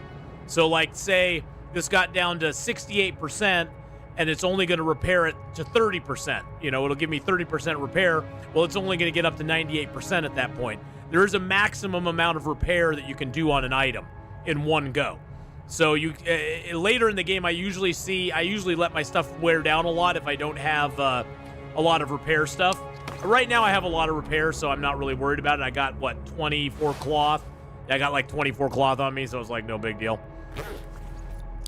The bedroll is also something that's very important. This is the regular bedroll that you get. This one's ruined. But when a bedroll starts, it gives you 5-degree warmth. The improvised bedroll, which I've made here, gives you up to 8-degree warmth. Once you find a bedroll like this, whether it's ruined or not, you can go in here and you can make what's called the improvised bedroll. You have to have 10 ptarmigan down, 3 cloth, and a bedroll. It doesn't matter if it's ruined or not. And it'll take about 4 to 5 hours to make it into an improvised bedroll, which gives you 3 degrees extra warmth, which is really awesome. So never, even if you find a ruined bedroll, never destroy it. You get 10 cloth for destroying it, but I would never destroy it at this point. That's a free improvised bedroll down the road if we need it. And animals can ruin your bedroll, by the way, so you don't want to destroy those bedrolls, because you could get something out of it later on if you needed it. We're just gonna pass some time now. I'm not tired enough to sleep through the night. Max out mending as much as you can. Yeah, mending, out of all the skills in the game, mending and fishing are the 2 hardest skills to get up to maximum. Right now we have carcass harvesting, cooking, fire starting, archery, and mending all at max. Rifle firearm, I've read a bunch of books, so we've almost got that to max. Fishing, we're almost halfway through level 4 onto level 5, but that one's really hard to max out. Revolver, firearm, and gunsmithing, the only way we can raise these 3 are by books, because in Interloper, there are no guns, period. The only thing you have is a bow and arrow that you have to make, because there's no weapons that are pre-made in Interloper. So we have to read books to get these skills up, although it's just something to do. It doesn't give you any benefit because there's no firearms in the game anyway. Archery 5, the best thing about Archery 5 is you can now fire your bow when you're crouched, which is awesome. The mending one, at level 5, the main thing is that you get more item condition increase, which is really nice, and your reduction, the wear on your sewing kits is way less. It's 35% less, and your repair time is decreased by 40%, which is great. You actually have at level 4, you actually have 100% of repair, 100% chance of repair, so it's not that big of a deal. Fire starting is really cool at 5. It takes a long time to get there, but fire starting, your fires just last forever, which is great. Cooking 5 is like the OP thing, because you never get parasites or food poisoning from either man-made or cooked items, whether they're in good condition, bad condition, rotten, whatever. You'll never get parasites or food poisoning. The only thing you get parasites and food poisoning from, the only thing you can get food poisoning from at level 5 is raw meat and fat. And the only thing you can get parasites from at level 5 is raw wolf, bear, or cougar meat. So you can only get parasites from those 3 if you eat them raw. Everything else in the game, like we have these ruined cans of dog food and peaches, doesn't matter. That we can eat those with no problem at all. I can eat this dog food right now, and it won't matter at all. You use both the improvised and bearskin bedroll. Yeah, the bearskin bedroll is nice. It's heavy. It's really heavy. I don't like it because it's so heavy. That's the thing. I like the improvised. If the bearskin bedroll was like a kilo lighter, I'd probably use it. But since this bedroll only weighs like 0.1 kilos more than the other bedroll, it's like for 0.1 you get 3 extra degrees. Why not? And then the other one is carcass harvesting, which just makes it so you can harvest 100% frozen carcasses by hand, which cooking and carcass harvesting kind of go up together at the same time, because you're harvesting animals and then cooking them, so you kind of get those 2 skilled up around the same time. Archery is one where I read all the archery books that I can early in the game, and you also get archery skill ups when you make arrows. You get an archery skill up every time you hit an animal with a shot. So it's archery is one that's not super hard to level up, but it really helps later in the game. Although really, when you're shooting animals, it is important to remember that hitting them in the head or the heart area, even though it doesn't say it in the game, if you hit them in the head or the heart, you have a higher chance of killing them in one shot than if you don't. If you hit them in the leg, they're just going to run around forever. If you hit them in the butt, they're probably going to run around forever. So you got a better chance of killing them if you hit them in the head or the heart. The head especially. If you get a headshot on an animal, it's usually going down, unless it's a bear. Of course, the bears are a pain in the ass, but that's just the bears. But that's just a few things. That's just a few things you can do. It's not everything you can do, but it's a few things you can do to try to survive a little bit longer in the game. I'm going to see if we can get a wolf out here. We need a little bit of food, right? We're 51 kilos right now. Yeah, we're going to go up to the... I left all this stuff here. We're going to go up to the smoke signal first. Let's go up there first, see what we got. I'm not sure I can carry much more.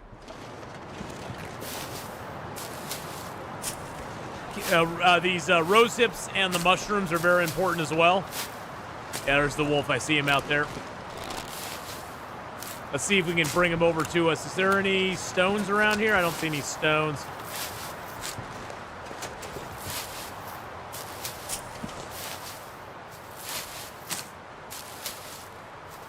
Yeah, it's pretty cold. It's not super cold out here. It's only 1 arrow down.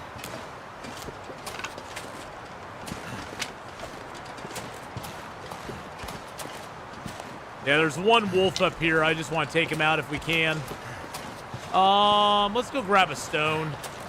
Let's see if we can find some stones. I'm actually gonna circle up to the top here. There's usually some loot right at the top of this place. So we're gonna circle up here real quick and grab it. If we can. I've been shooting animals with a flare gun as all the shells are in zone of contamination. Yeah, that was one of the worst decisions they made, is putting all the shells in zone of contamination. It just sucks. If anything, Kenneth, I wish they had just spread them out a little bit more. It's like, okay, I get it. You don't want all of the shells at the bottom of the ravine and up at the summit, but you could have spread the shells out in the world a little bit more. You could have put maybe a couple in Pleasant Valley, a couple in Timberwolf Mountain, a couple, a couple in another zone. It's like it just is stupid. All right, so we got another can of peaches. We got 2 cans of peaches. We can make 2 Lily's pancakes now. I just got to go back and get my syrup and my flour. That's awesome. I knew we'd find some peaches here. That's why I brought the flour and the syrup, so we could make Lily's pancakes up.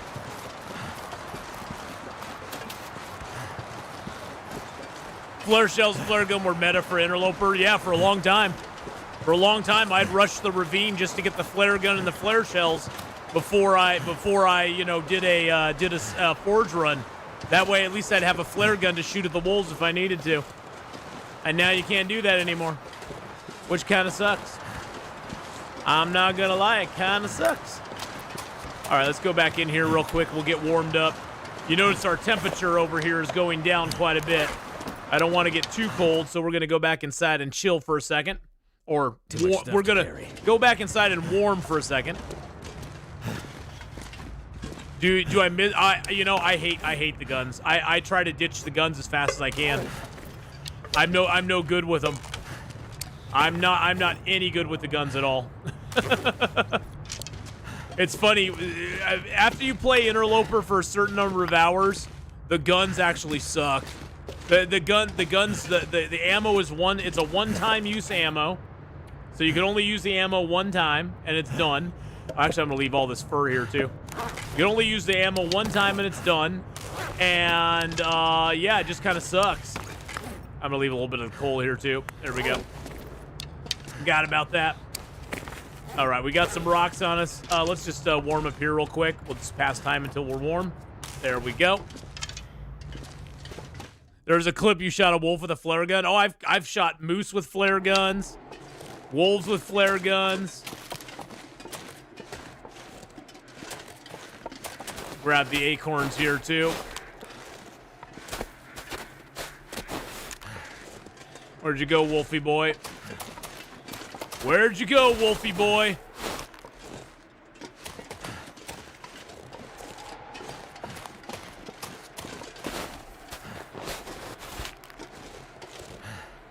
Might as well get these. That'll just be more acorn grounds for us.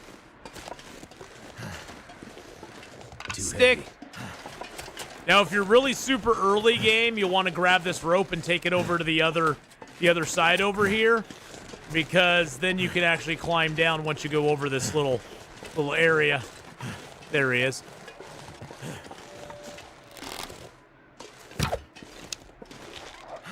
Got him. We hit him from that far out. Holy crap. I didn't expect that to hit. I thought it would just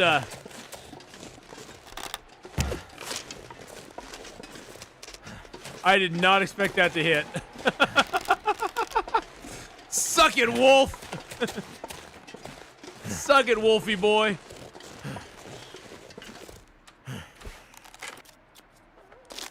And he's dead. It was pretty warm out, so I figured I'd just pass time till he died. Am I afraid of the dark? No.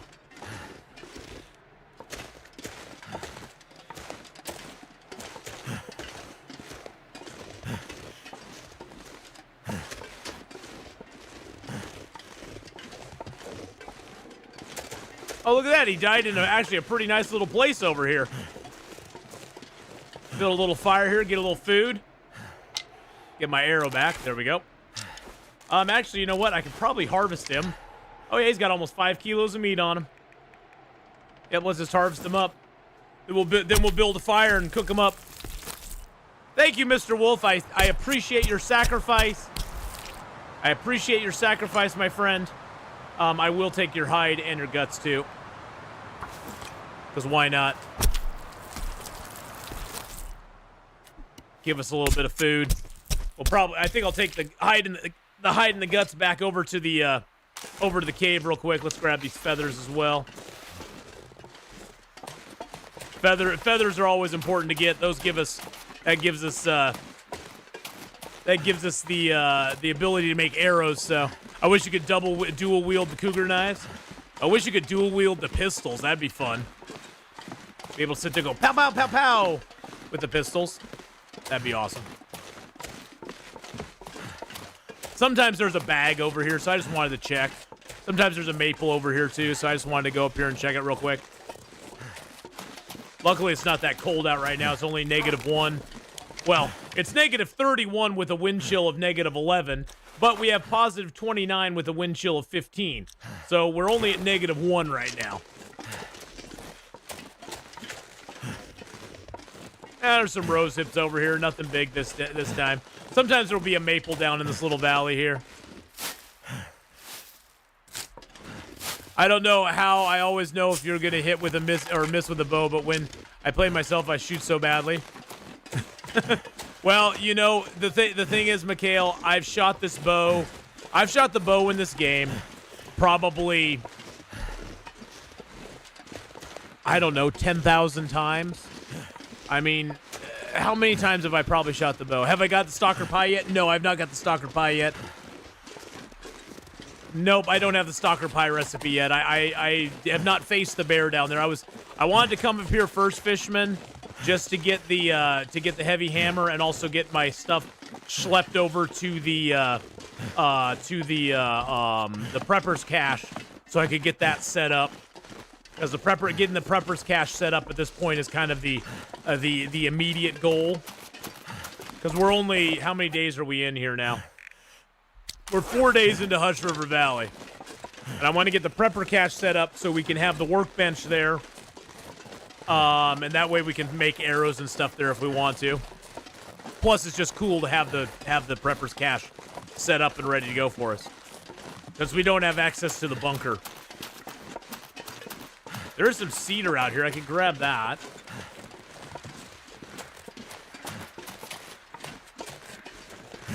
Well, the thing I like about the bow over the gun is that the bow is completely 100% reusable ammo. Because even if the arrow breaks, as long as you can get the arrow back, you can get the arrowhead off of it and you can remake it again. And there's never ever going to be a shortage of birch. Eventually, theoretically, eventually in the game, you will run out of, I almost starved myself. Eventually in the game, you will run out of gunpowder. I mean, it'd take a long time, but in theory, you probably could run out of gunpowder, unless there's a source of gunpowder I don't know about. Hey, Magic Jack, how you doing? But the arrows, you can always get birch and maple. Even late game, you can get them when you beachcomb. Can you get gunpowder beachcombing? I've never really, I can't remember if you can. Can you get gunpowder beachcombing? I would imagine though you'll eventually run out of lead because you can't get car batteries forever. There's only a certain number of car batteries in the game. It's a finite resource, is what I'm saying. Although I doubt you'd ever run out. I seriously do. Have to drop some gear. The thing is that usually in the game, it always seems like you have so few resources early in the game, but as the game goes on, you realize how many resources you have because you use less of things as you go along in the game. Early in the game, you're shooting a ton of animals. You're shooting animals. You're using up a lot of resources early in the game, matches and stuff. But as the game goes on, you're lighting less fires. You're shooting less animals because you don't need to. You're avoiding them and stuff. You aren't really going up against them any longer. And so you definitely your use of resources decreases as the game goes on for sure. I'm gonna drop the animal fat here. Drop. There we go.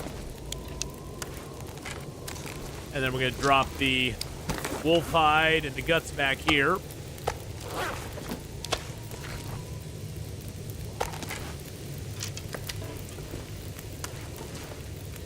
That's just to repair our wolf jacket later on. There we go. All right. Now we're getting some food, baby. Yum, yum. That's going to dehydrate us all the way, but that's okay.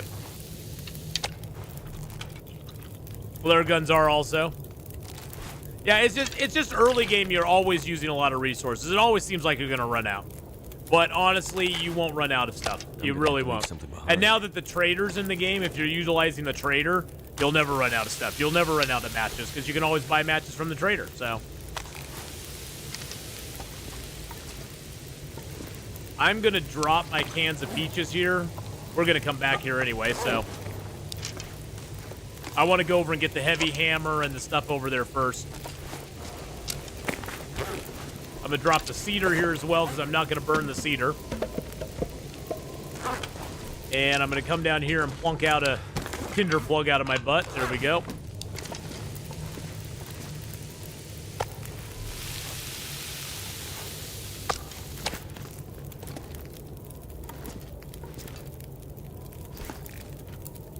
$30 minutes on that. All right, let's do a half liter of water here. There we go.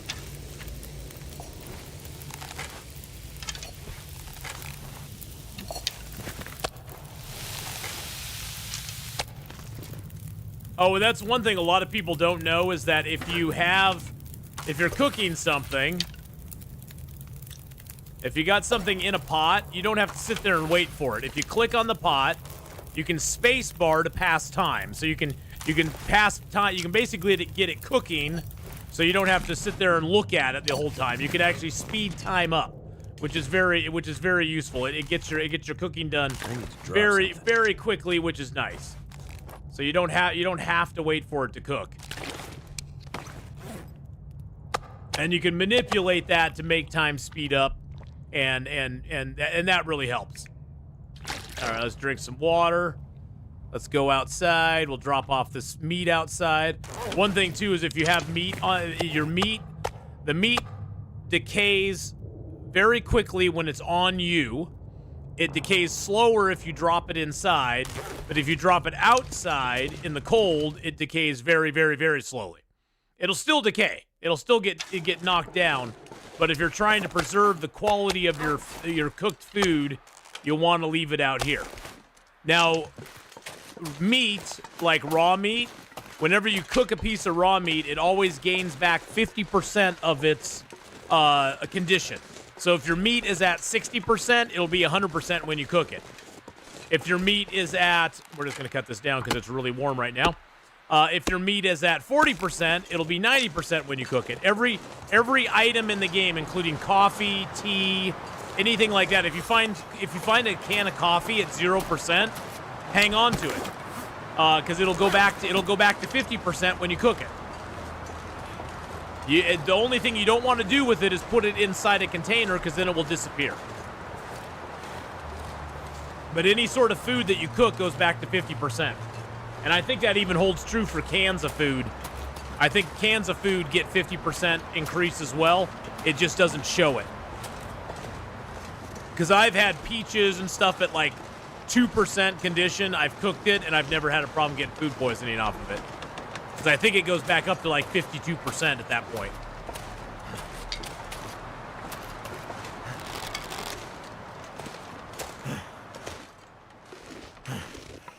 Now, early in the game, if you come over to this smoke signal, if the smoke signal is over here and you come over to the cache here, you can come up this little ridge like we're doing right now. There's a hedge. See this hedge in the way? You can't get through that hedge. But you can come up here and jump over it like right here. The problem is, if you do this and you don't have a rope, you're going to be in a little bit of trouble. Because now you're stuck behind this hedge with no way out, except to go down the cliff. If you got a hatchet though, you can break the scrub brush down. Doink, there we go. So we'll break the scrub brush down there, and that way we can get back out. I like to keep them for the recipes like ruined peach cans. Yeah, and that's the thing. My experience is that cooked meat keeps longer than raw. Yes, it does. Yeah, once you cook something, it does stay in good condition, Charles, longer than if it's raw, for sure. Now, sometimes there's some birch down here, though. There's a little cave there we can hole up in for the night. Something's sapping my energy. Little birch down here that we can chill out. Oh, that's one thing. I don't know if the ice caves count towards our time in this zone or not. We got 4 days in here right now. I don't know if the ice caves count for time in this zone or not. They may not.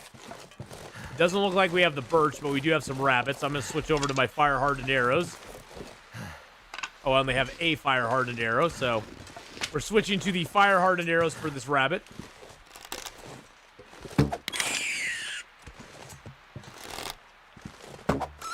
Got him.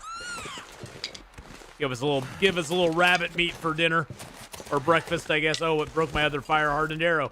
I guess I'll need to get another fire-hardened arrow set made. Alright, so this smoke signal, it's either here or I'll show you the other spot when we get over there. It's either here or over on another cliff side, on the other side of the map, basically. Wow, look at that sunset. Holy crap. Look at that sunset right there. Let's put this away and let's take a screenshot. It's dark out here. That is beautiful. Have I thought what kind of run I'm going to do after this? I have no idea. Not a clue. Wow, look at that sunset.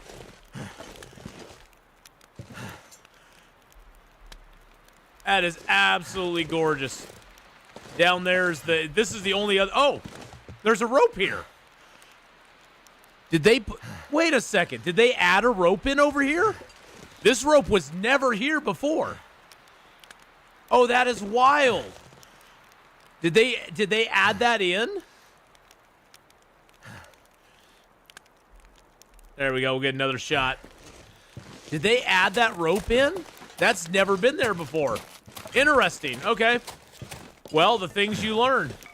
You usually have to take the rope off the rock over there by the cave entrance and then bring it, over. But I guess they have one here now. So at this smoke signal, you'll always get these things. You'll get the heavy hammer. What I need. You'll get a whetstone. You'll get a Mackinac jacket inside this. It's probably ruined. Oh, it's at 88%. Wow. Okay. The Mackinac's in good shape. Oh, the snow shelter's actually in use. We can actually use it. You'll get a can of food and a little bit of meat that's now ruined. This pack is getting too heavy to carry. It is now that we got that heavy hammer. You also can wander up here and grab a couple of mushrooms, and there's usually a body around. This body's a little further away. At the other smoke signal, the body is very close, but you can get this body. This body will have a sewing kit on it, which early in the game is very useful because most of the clothing you're going to find is going to be in pretty crappy shape. Well, less than ideal shape, let's put it that way. Yeah, I wish I needed the Mackinac jacket. Makes me sad we're just going to rip it apart. Early in the game, the Mackinac jacket is the best man-made... it is the best man-made coat you can find on Interloper. There's not a better man-made coat. Now, on lower difficulty levels, there is a better man-made coat. But on Interloper, that is the best. It is the best one. I can't believe the snow shelter's still in good shape. That's weird. On day 500, the snow shelter's still in good shape. It possibly could be that the snow shelters don't start to decay until you come into the zone, maybe? Maybe, I don't know. If we use it, though, we're now at positive 15 degrees in here. I'm going to eat this meat. It's cooked, so it won't hurt us. There we go. And then I'm going to harvest up the rabbit. Actually, am I tired? I'm really tired, ain't I? Yeah, I'm really tired. Let's just sleep for a little bit. Let's sleep for like 3 hours. Unless a storm comes along, I think we'll be fine inside here. I think we'll be totally fine. Who makes the bear coat or wolf coat if they're not man-made? Well, I'm talking about man-made not us making. I'm talking about non-crafted clothing. Let's put it that way. They're non-crafted items. I'm just gonna use my hands. The non-crafted items, it's the best non-crafted you can get in the game.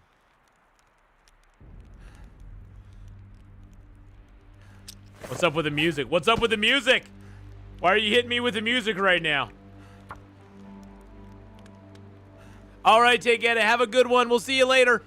You can just use the snow shelter even when it's ruined. That's what I discovered. Oh, I didn't even know you could do that. I thought when it was ruined, you couldn't use it any longer. Let's go ahead and make acorn grounds out of everything.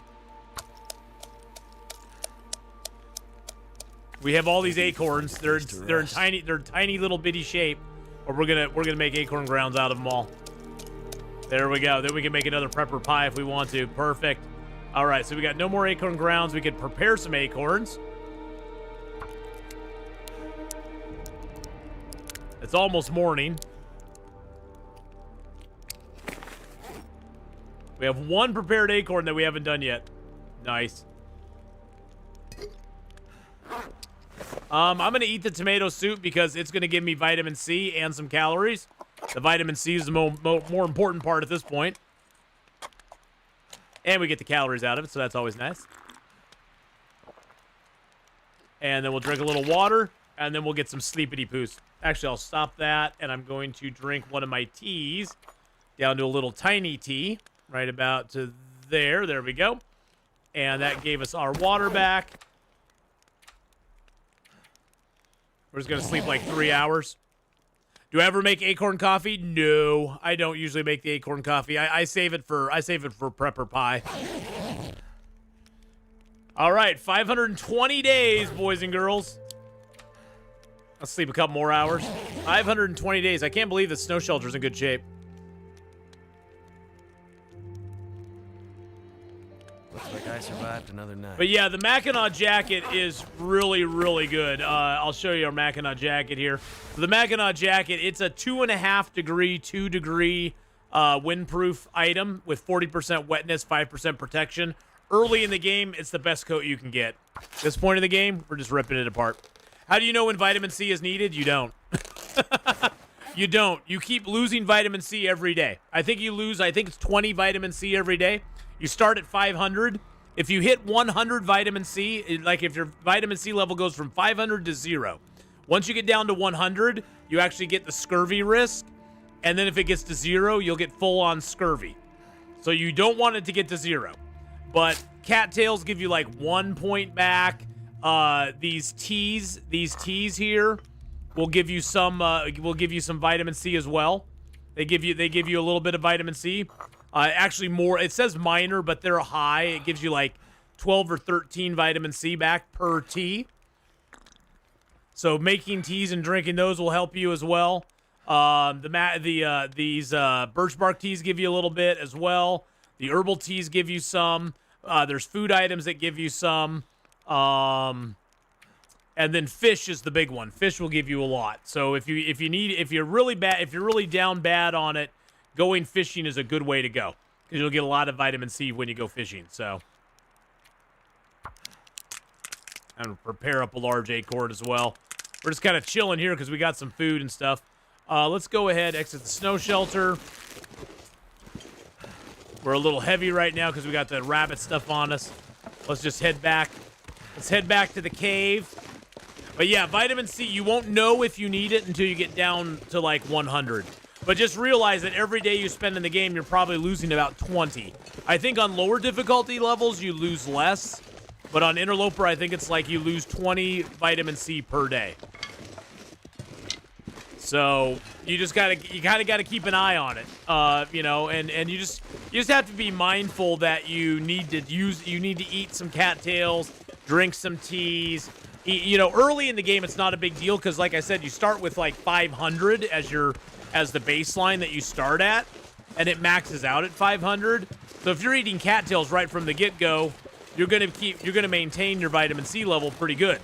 And then if you add on to that, eating some canned food like tomato soup or pears or peaches, or something like that, you'll even be adding more vitamin C into your diet. So in the early game, it's not hard to maintain your vitamin C because you have a lot of food items that give you vitamin C. You also start with a very high level of vitamin C.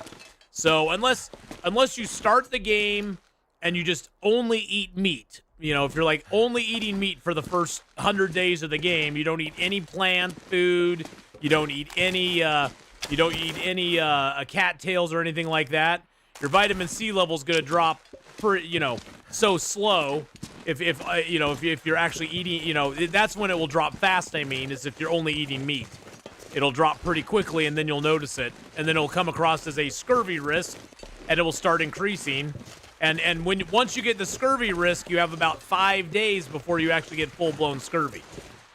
So if you didn't eat any food, any meat from the beginning of the game, say you started the game and you didn't eat any meat, let's see, every 5 days, so it'd be 5. Every 5 days you lose 100. So it'd be 20 days until you got scurvy risk if you didn't eat any vitamin C from the beginning of the game. So even if you find no vitamin C, you have 20 days before you'll get scurvy on Interloper, I believe. If I'm right on my math, I may be wrong. Until you get scurvy risk, you have 25 days till you'll have full-blown scurvy.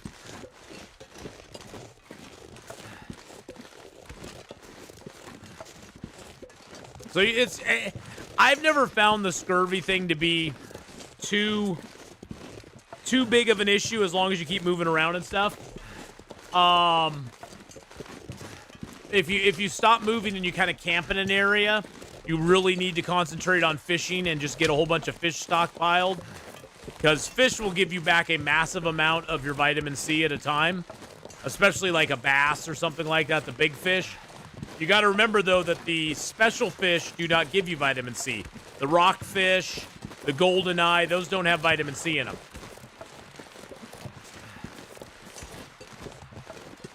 It's only the rainbow trout, the coho salmon, the whitefish, and the bass have vitamin C.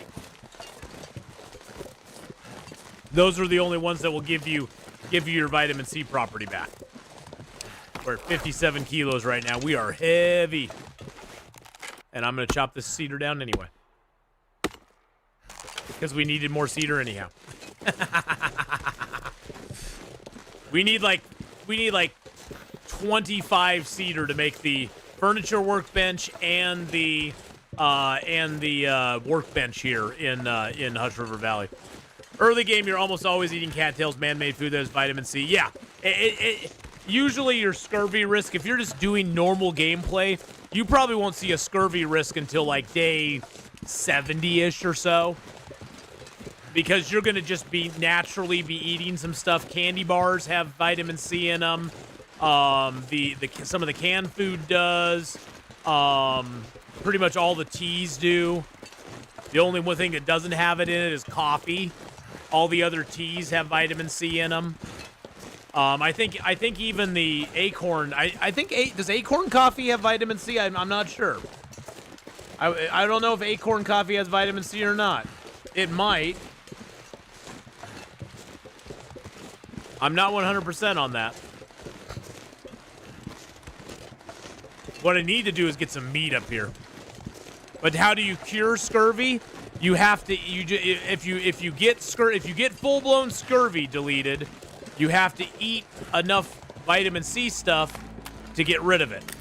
And so you have to basically eat your way out of it. There will be a meter on you once you get scurvy that'll say, you know, where you're at, and you basically have to eat enough vitamin C stuff to get to the point where you are not low on vitamin C anymore. And then you'll be done with actual scurvy. Now, scurvy is bad. You lose health for every hour that you're awake. Every hour you're awake, you'll lose health if you have scurvy, which is really bad. There's a whole bunch of that there. We got our fur here. Got a whole bunch of sticks, too. I'm going to move this fat a little bit further there. Got a whole bunch of sticks as well. There we go. So you basically just have to eat your way out of it. Oh, I didn't mean to drop my mag lens. Jeez. I meant to drop the tinder plugs. There we go. Take the charcoal there. Drop a little more coal here. There we are. All right. Okay, so we are down to 48 kilos right now. I do have some rabbit meat on me. I need to use that and get some food. Let's go ahead and grab some sticks. Grab a piece of fur. Can I get a fire started outside? I don't know if I can or not. Let's see. But yeah, once you get scurvy, you just have to eat your way out of it. That's the only thing you can do. There's no other way to do it. Can we get a Maglens fire out here? No. Yeah, I guess it is a little overcast. I was thinking if we get a Maglens fire, that'd be awesome. We could just get a free fire, but nope. We'll have to use a match anyway. If I can drop any of this gear. No, not right now, my friend.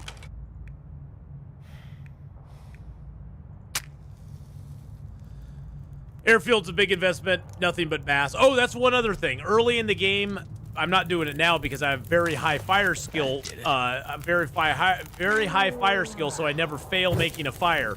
But early in the game, you always want to light your fires with a torch if you can. Light the torch first and then light the fire. Because if you have a torch and you're using it to light the fire, even if you fail lighting the fire, the torch will remain, and you can just go ahead and reuse it again to try to light the fire again. If you don't do that, and you use a match by itself, you then have used the match up. If you fail, you have to use another match. So it's match conservation more than anything. Yes, we'll be playing in probably about an hour and a half. We're going to switch over and play some Expedition 33 today. Today is Expedition 33 day. So, yeah, we'll be doing some Expedition 33 here in about an hour and a half or so. Somewhere around there. Drink some water down. Yum, yum.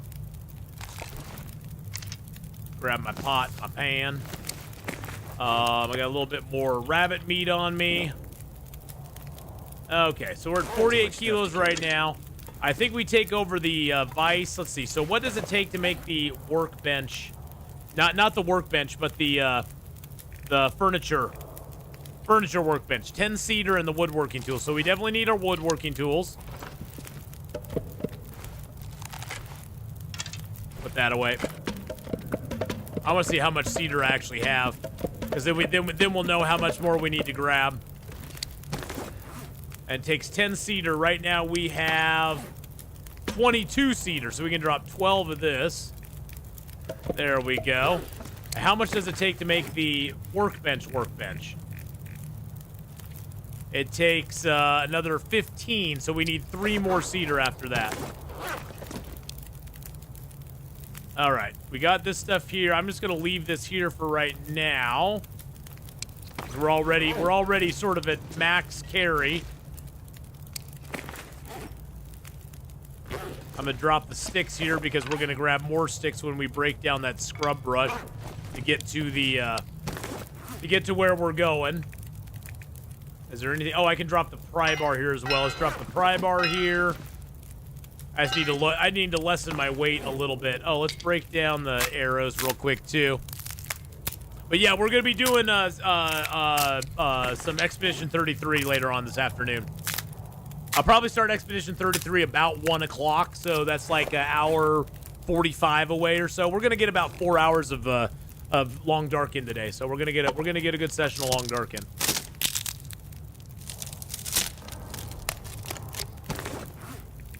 The heavy hammer is awesome to have. That's great. I love that.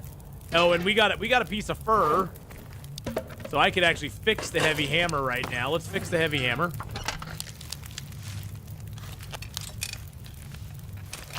There we go. Beautiful. Heavy hammer's back to 95%.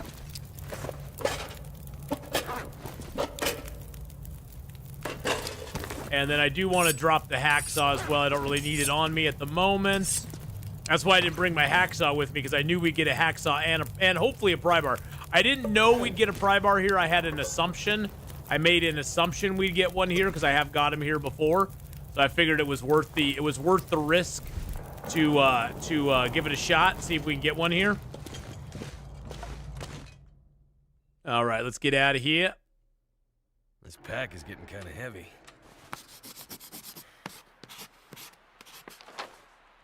There we go. So see, there's sort of our map so far. We got the that's that cave down at the bottom we stayed in. There's where the cougar spawns over there. That's a joy and a half. That's gonna be fun. I don't know what we're gonna do over there. That's just gonna be an annoyance more than anything. Oh, you know what I need to do? Hold on a second. You know what I didn't do that I needed to do? Hold on. I screwed that up. Let's go inside again. Yeah, a lot of times in this cave here that we're in right now, you'll find a pry bar, or you'll find a pry bar close by it.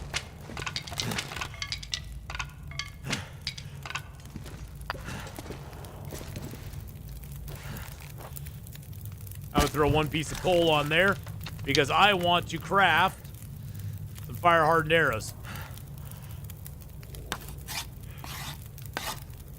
But yeah, pry bar sometimes spawns in this zone. I've had it, and honestly, I knew I was getting the heavy hammer, so the pry bar is just kind of a bonus. Because to be honest, you don't really need the pry bar for this zone. I mean, it's nice to get it because you don't have to use your heavy hammer to beat the ice open, but you don't really need it in the zone. You know what I'm saying? So that's why I left it behind. I was like, hey, if I get it, great. Then I'll have something when we get to Monolith Lake, we can beat the ice with that instead of using our heavy hammer, because that way we save our heavy hammer's durability for later on. So it's one of those things that's kind of neat to get, but you don't really need it. What's our weight? 51. Okay, let's go. Let's grab a cedar here. We needed one more cedar to have enough cedar to make our benches. So this will give us our cedar, which is great. We got some ptarmigans up here. We'll shoot those as well. Sounds like they're glitching out. Hey, Eugene, how you doing, buddy?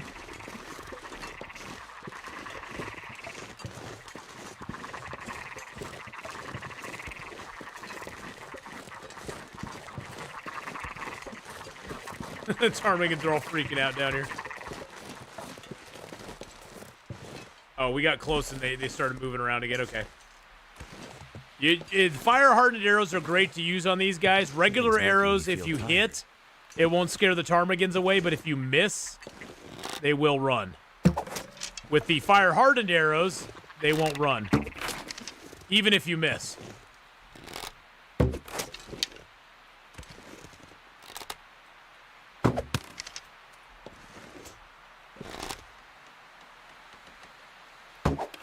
Got him. Nice. 4 for 4, baby. Let's go.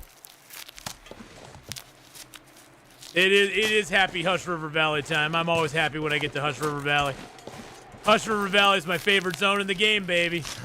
This is my bread and butter right here. I love this zone. This zone is amazing. The only thing this zone misses is a whole bunch of cloth. But we brought the cloth with us, man. We brought the cloth with us today.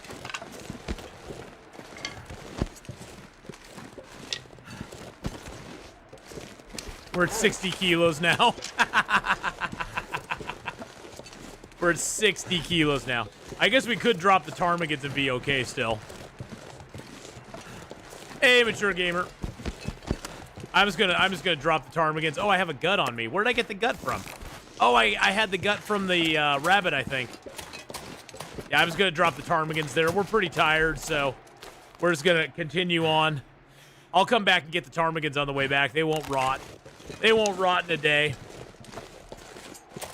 I just need to go put my stuff down over here, and then we need to head back. We need to sleep over here tonight, though.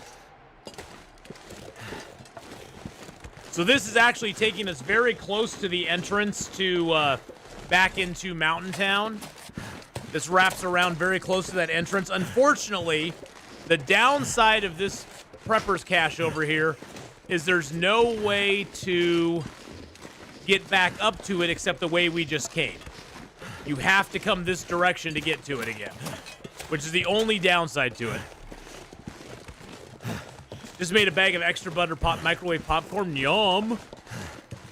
Mature gamer, we're just having fun today. We are here in Hush River Valley. We've got like I think 5 days under our belt here, and we are right now heading towards the prepper's cache. We're probably just gonna camp in the cave for the night, and then go into the prepper's cache. We got everything we need on us to make the furniture workbench, and then we got to travel back to the other cave to get the rest of the cedar to make the workbench. Well, we also have to grab the vice as well. But we're actually going to be able to get that going here in this zone, which is going to be awesome.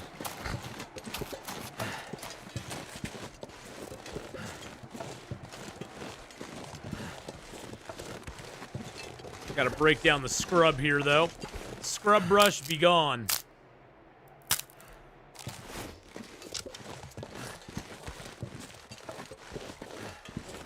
There's a guaranteed pry bar in the cave with the corpse who has matches. Loads of people call him pry bar guy. Oh, okay.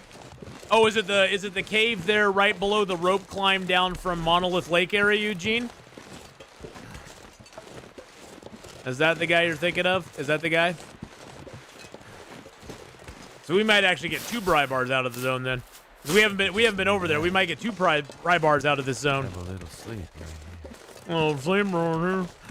No, we aren't.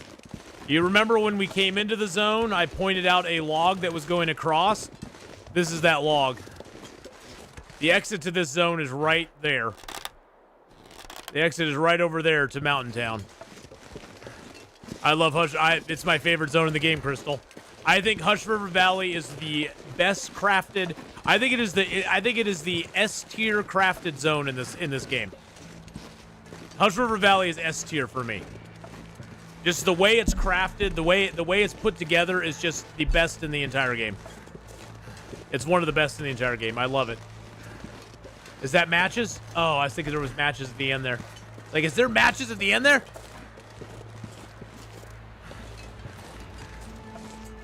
But it's not. Yeah, see, for me, the first place I go always is down into Hush River itself to grab the matches, get the hat. Sometimes it's a hat or a gloves, but there's a hat or a gloves there almost all the time. This time there was a baseball cap, which it's a baseball cap, but hey, guess what? Once you're wearing a baseball cap, you cannot get frostbite on your head anymore. So you might as well wear the baseball cap, right?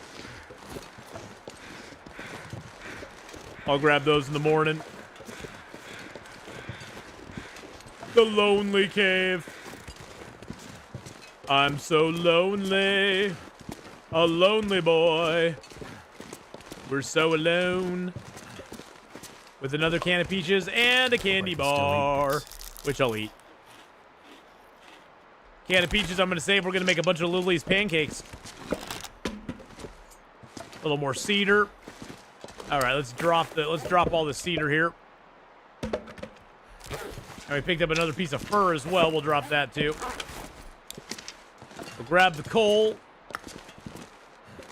Then we're going to get some sleep. We don't have a ton of food left on us right now, but that's all right. We'll be fine. Everything will be fine.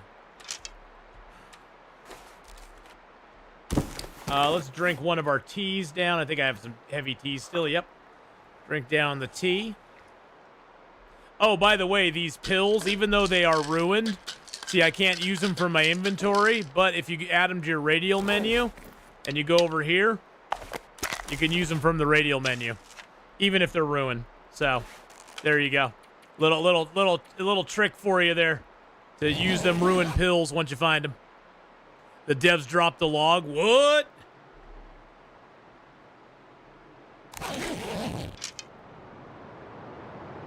All right. Let's eat up that other piece of meat. Eat the last of our cattails down. I go to Pry Guy, then straight to Sketchies for the bedroll and other goodies. Best start in the game. Yeah, usually Eugene, I spend my first 15 days or so in this zone. I will wander around the whole thing. I'll get to Pry Bar Guy eventually. The thing is, there's no pry bar. There's nothing to pry bar really in this zone, so I don't really worry about it too much.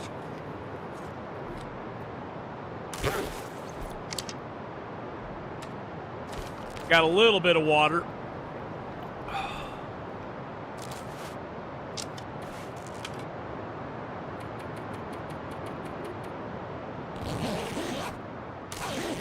So yeah, I usually get them before I leave the zone though. It's nice to have them. Let's see. We're at 49 kilos right now. Let's just grab them.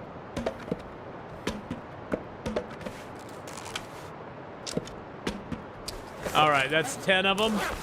I'm gonna leave the rest here for right now.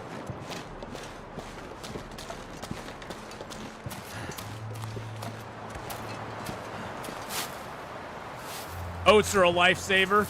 Oats are nice. There is actually a recipe that requires oats now, though, too. So I don't want to use up all my oats. Just staying full. It's just for the matches. See, I always go into the valley for the matches. I always just go down into Hush River for the matches because I get the hat there, too. I need to drop something.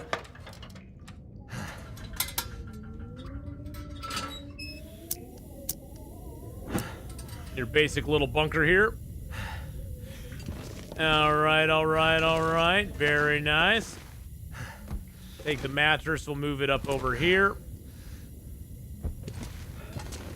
Break down the cardboard. Break all this cardboard down. Hey, Spine Chills, how's it going? I don't care that it's using a little bit of our lantern fuel. It's only 2 minutes. Not that big of a deal. Like 10 minutes of lantern fuel. That's fine. That's fine. All right. We'll turn the lantern off. And then let's go into here and make our furniture workbench. It's 4 hours to make it. I'm gonna get thirsty in that time, but that's okay. Perfect. All right.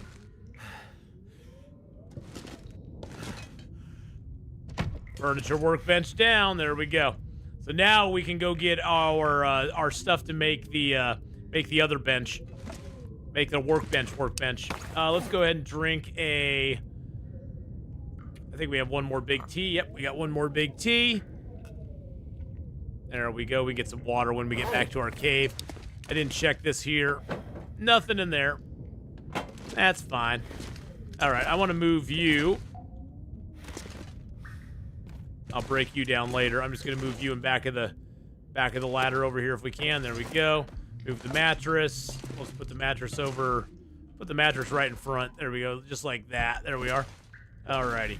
Do we have anything I want to leave here? Because I do want to leave some stuff here. Let's leave the 2 hides. Oh, what the heck? It's on the... shoot. Hold on. It's on weight. I need to do it that way. There we go. Drop the 2 hides, the 2 guts. There we go. Bippity bappity boo.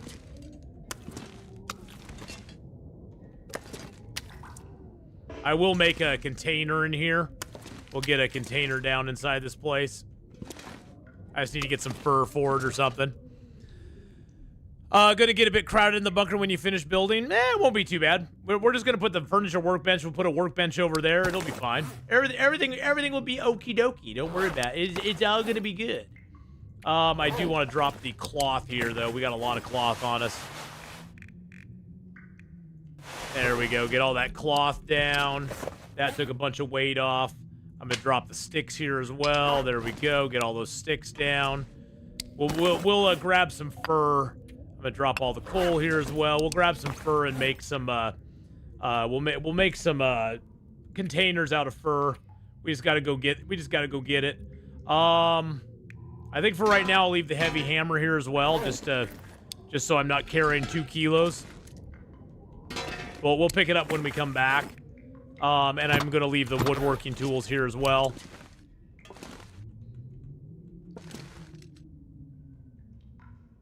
I don't want to leave them up there though. I heard sometimes sometimes things left on the woodworking bench can disappear. So I'm gonna move that down to the floor. I think there we go. Okay, I think we're good.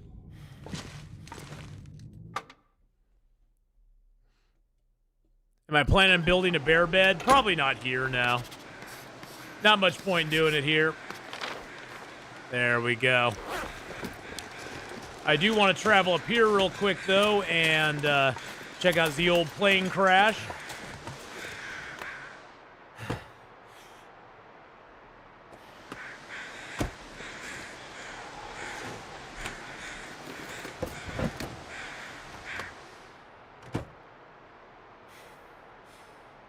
Nothing in the plane itself, huh? All right, fine, I guess. Check the old luggage here.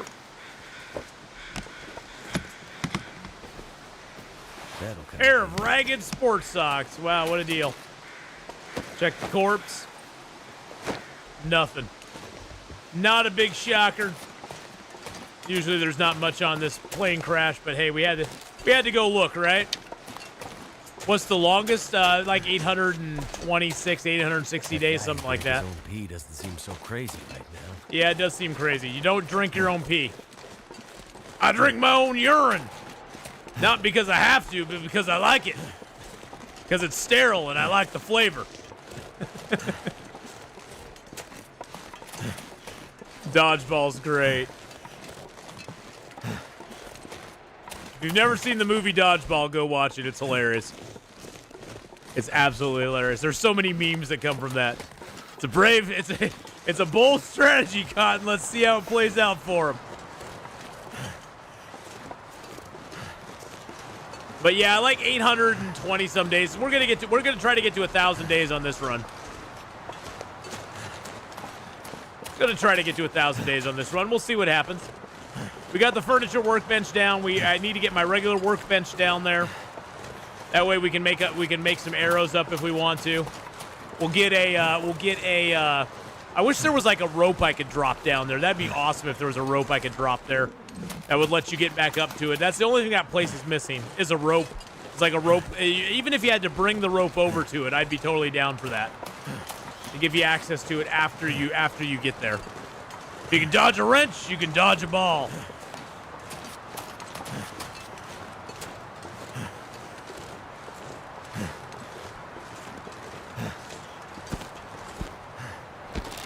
Too heavy.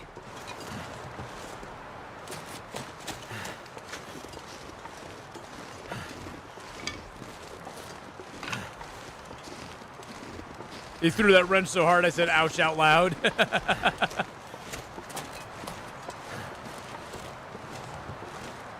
I do have enough cedar now for it. We need some fur though. I need to find some fur. We need like, I think it's 8 fur to make a container in there. And the fur container holds like 35 kilos of stuff, so. I think we have 1 fir over there, so we need to cut down, we still need to cut down 3 fir trees. I should have kept the fur that I found up over there, but I didn't. I used it to repair my hammer, and then I used one in a fire. That was silly of me to do.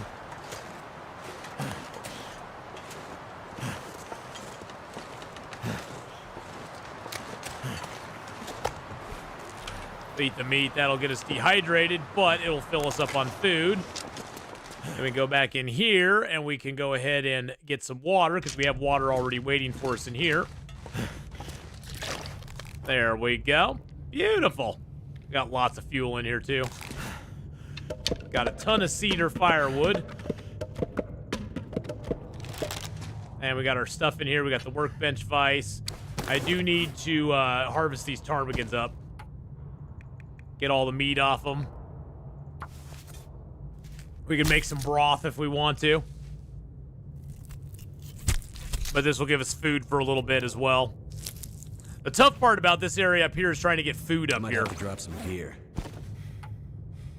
That's the tough part, is getting the food up here. Rip Torn was a great actor. Yeah, he was. He played that character role really good.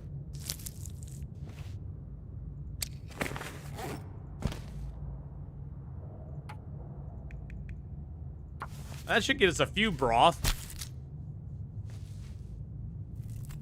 Broth is nice because it doesn't smell. It also extends out the life of your ptarmigan meat.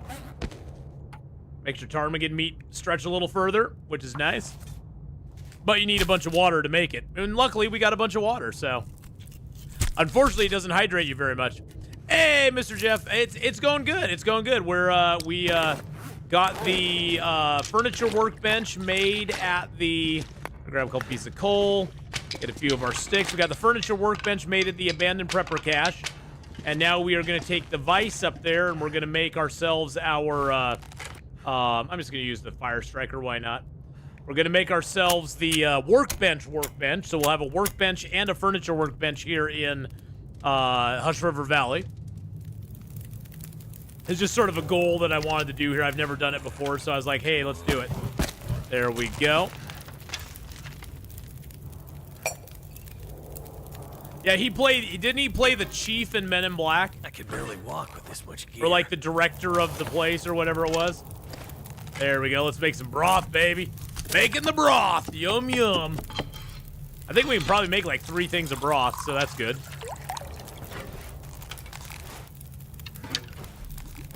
Yeah, there is only one indoor area in this whole thing, so.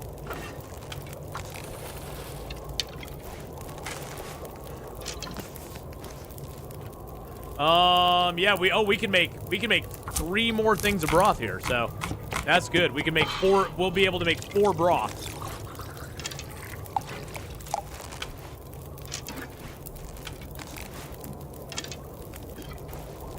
Sweet. And we get a liter of water each time we make a broth, so that's good. No, I don't have that unlocked, Jeff. I don't have the Aurora shelter unlocked because I'm not doing that quest yet. So unfortunately, I can't access that. That's one of the reasons I did it, is that it's the only way for me to have the. I could probably make another prepper's pie, couldn't I? I could cook that stuff up. I could cook that up. I can prepare my acorns up. Yeah, let's prepare the acorns. Let's cook that. And then let's get another broth made. So I don't have that available to me. So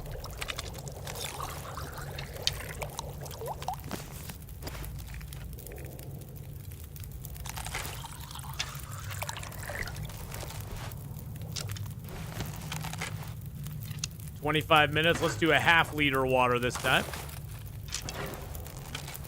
So yeah, I don't have the other one. Oops, we need a little more fire.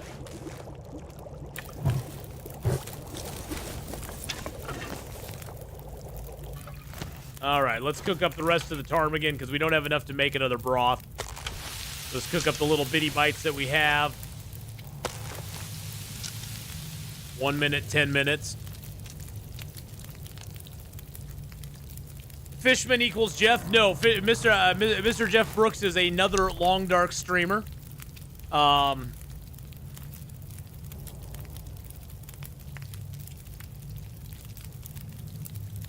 He's another long dark streamer. I'll give you. I'll link his Twitch channel over in into the YouTube chat as well, so you can see it there. There you go. Oh, you bet. Of course. All right, so we got a liter of water now. I think we need to make a little bit of water since we're here. Let's grab a couple more pieces of our coal, a couple more of our sticks. We're definitely not using the cedar because we need that to make our we need the cedar to make our workbench. We need 15 of it. We have 3 of it sitting over at the cave there by the prepper's cache. So, but yeah, the Tails bunker we don't have that quest going right now. What the hell is the Aurora shelter? That's the Tails bunker. There's two kinds of underground things in the game. We call the abandoned prepper caches. Those are the ones you can find in every zone. The bunkers are the ones you can only find if you're doing the Tails. So that's how I differentiate between them. The bunker is the Tails thing. The prepper caches are what anybody can find at any time. You don't have to be doing the Tails to do them. I do have these that I get feathers off of. I don't really care about it right now. Take our tools. Let's see, we're at 60 kilos now. So what can we drop here? We can drop a little bit of the water. Let's drink some of the water. Actually, let's drink one of the broth. There we go. We got some broth on us now.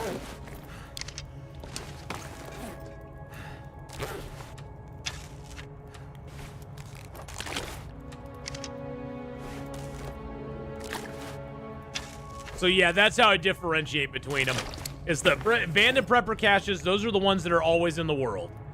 The bunkers are the ones that you have to have the active quest going to access, basically. You can't access that without the quest. Oh, I got 24 sticks on me. I'm like, why am I so damn heavy? I got 24 sticks on me.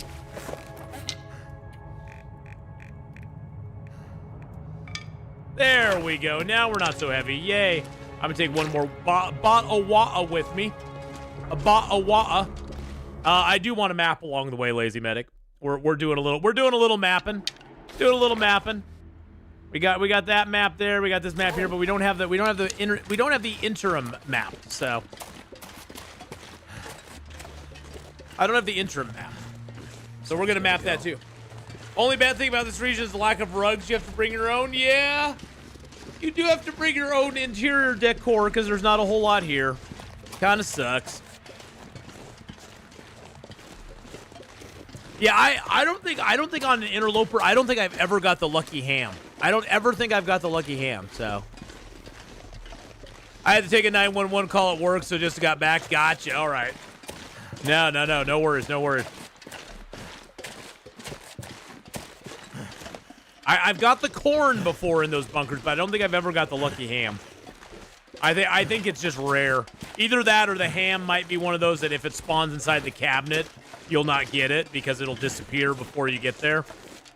That's the only thing that kind of sucks is that some of the Tails stuff, you get to it so late in the game that everything's ruined.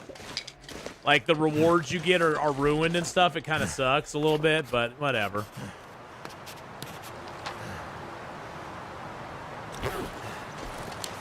It's like, oh well, what you gonna do? What you gonna do? Oh yeah!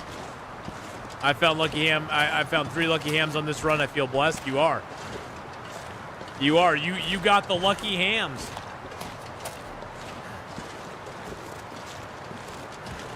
I don't think I ever get the lucky ham. I'm just not that lucky. Maybe this is the run. Maybe I'll get lucky hams on this run. We won't know though for like another 200 days.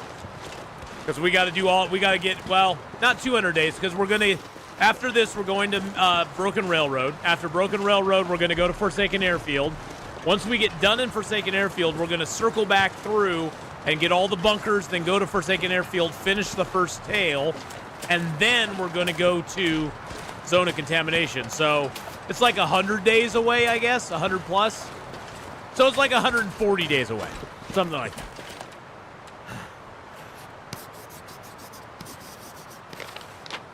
dusk, so night can't be far behind. Night can't be far behind.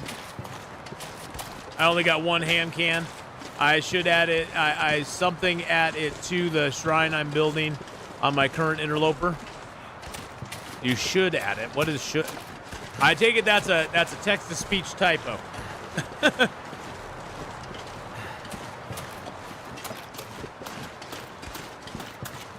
But you got one. You're gonna put it in your current shrine. Yeah. I would too. If you got one lucky can of ham, I'd do that as well. I put it in the shrine to the long dark gods. Count myself lucky that I got it. Gotta break the scrub brush down, get a little bit more. There we go.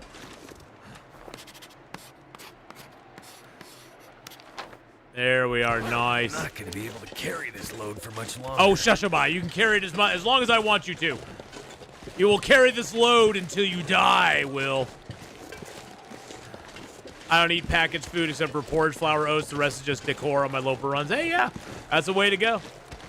I eat it all. I eat it all. Everything.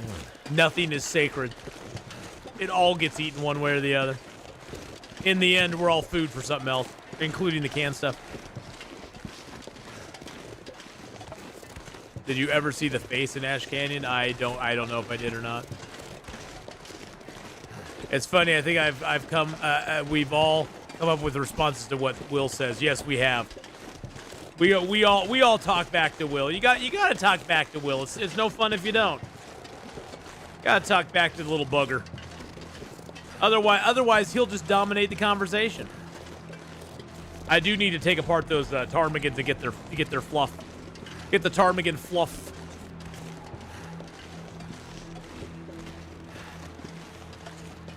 It's gonna be so nice to have this workbench vise off of me. Damn thing weighs 2 kilos. It's been weighing me down for a while.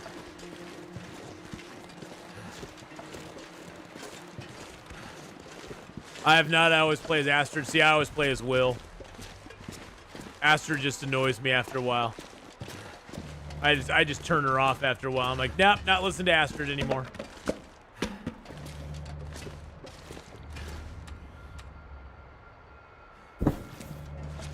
All right, let's drink some water. But that's just, personal preference. You play who you want to play. I mean,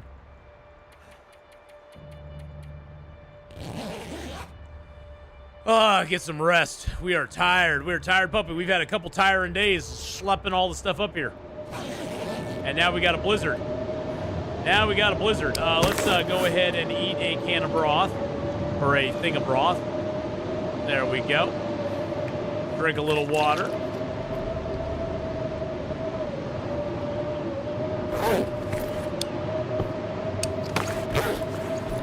It is bright enough out. We're gonna go down to the prepper's cache because we can start making our workbench now. It's starting to weigh me down. I know it is, buddy. I know.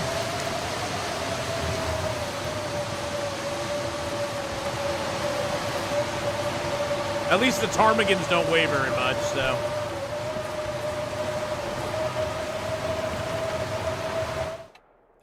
There we go. Awesome. All right, let's go ahead and grab our woodworking tools. Workbench. 18 hours. Yeah, I'm glad we came down here now. Let's do 6 hours.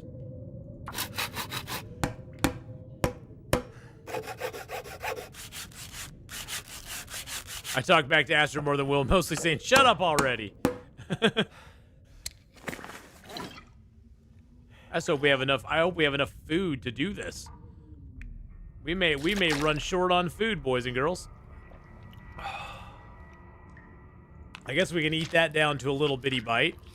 There we go.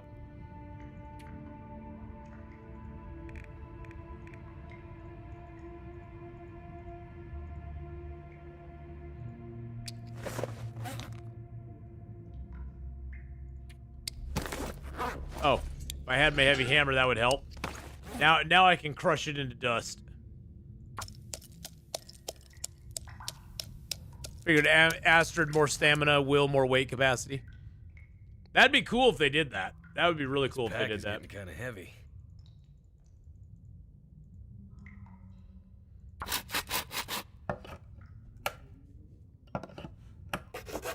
Broth saved my interloper run and Sona contamination, lack of food there. We got one more broth available. Yeah, we're going to have to skate down to the lower area. I can eat this down over a little bitty bite too as well. There we go. Eat that down and then drink a little more water. I do have some running river oats. I could make some of that. I could do some of those, so that's not too bad. How late? We don't have a lot of time left, but we'll just craft till it gets dark, then we'll sleep. We don't have too much time left on it. We got 4.47 hours now. Not too bad.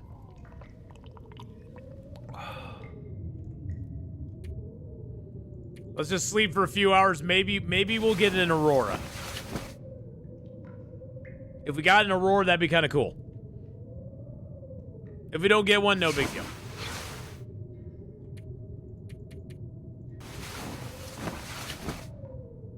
We're out of water though too, so we need to go get water. We need water and food. So we probably need to exit. Go make some food and water real quick. Go make up some running river oats and get some water as well. Gosh dang it. Dag nabbit. Do I have much fuel on me? I do have a coal and 16 sticks, so we're good there. Okay.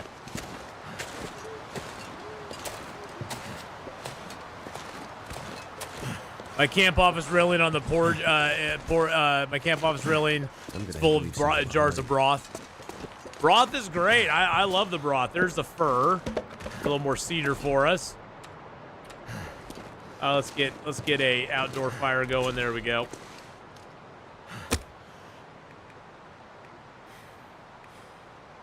Make a little sticky fire here.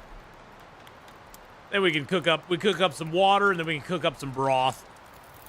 Or not broth, but some running river oats. I'll throw a piece of coal on there too. Burnt beautiful. All right.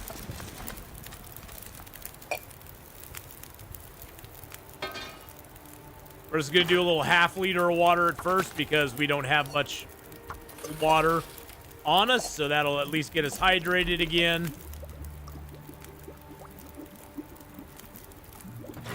I don't think that's enough to do running river oats, though. No, we can do a porridge. Okay, yeah, it's 0.25.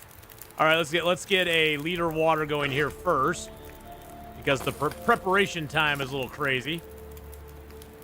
Oh, by the way, if you are working on getting your skill going, if you craft a item, you get a skill point of cooking for that, and then you get a skill point when you take it off as well. No 7 days to die today. Nope. We got Long Dark, and then in about an hour we'll be switching over and playing a little bit of Expedition 33. But no 7 days today, no. We'll make another porridge. 7 days will be tomorrow, Lazy Medic. Got another porridge down. Yum, yum.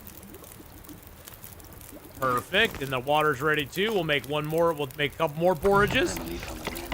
Hey, Perfect Trip. How you doing, buddy? Thank you for the raid. Thank you so much for bringing your crowd over here, Perfect Trip. How you doing today? It's a Perfect Trip raid. All right, go get some rest, buddy. Go get some rest. Get some rest, man. I totally get it. How you doing today, everybody? Thank you for coming over. Oh, did I spell it wrong? Did I spell it wrong? I did. I didn't put a T at the end.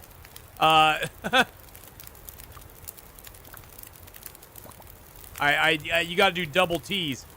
That's not the channel. Here's the channel. There you go, boys and girls. There's Perfect Trip's channel right there. I'll link that up into YouTube as well. We'll link that up for both channels to see. But go check out Perfect Trip, boys and girls. Another amazing Long Dark streamer. Amazing guy. Go check him out when he's playing sometime. Thank you for bringing your crew over. I hope you guys all had fun in Long Dark today.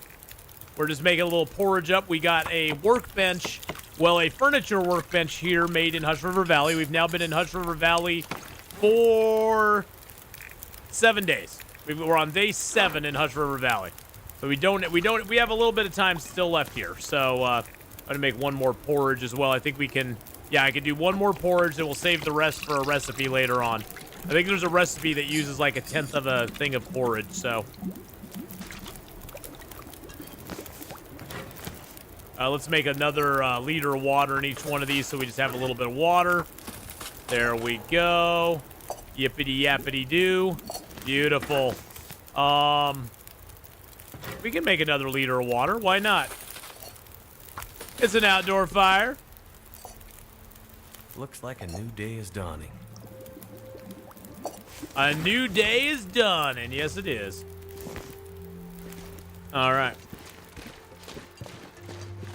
Now we got a little bit of food. We can go get this secured. We're going to need to bring some food up here, so that's something we're going to have to do. We don't have a lot of food up here to, like, do a lot of activities right now, so gonna have to find a way to get some up here. Too much stuff to carry. But we got our workbench here already. Put that out. Oh, we did have fuel here. We got sticks and coal. I forgot about that. We only got 4.47 hours left on the workbench. Let's get some water in us. And then we will, we'll get ourselves squared away here. Yeah, last night, Kenneth, we went to the burnt biome, and then we went over to the desert. So we ended up in the desert biome, and it's quite good, quite fun, quite a lot of fun. There we go. Let's get into the container. Deploy the workbench here. There we go. Look at that. Got our own workbench here, boys and girls. We can make some arrows. Oh, yeah, we can do arrows up. Let's make a few arrows real quick while we can. I'm going to run out of water. That's okay. We'll be fine. Yeah, we'll be fine. There we go. Got our arrows made. Let's go ahead and drop the, drop that. Drop that.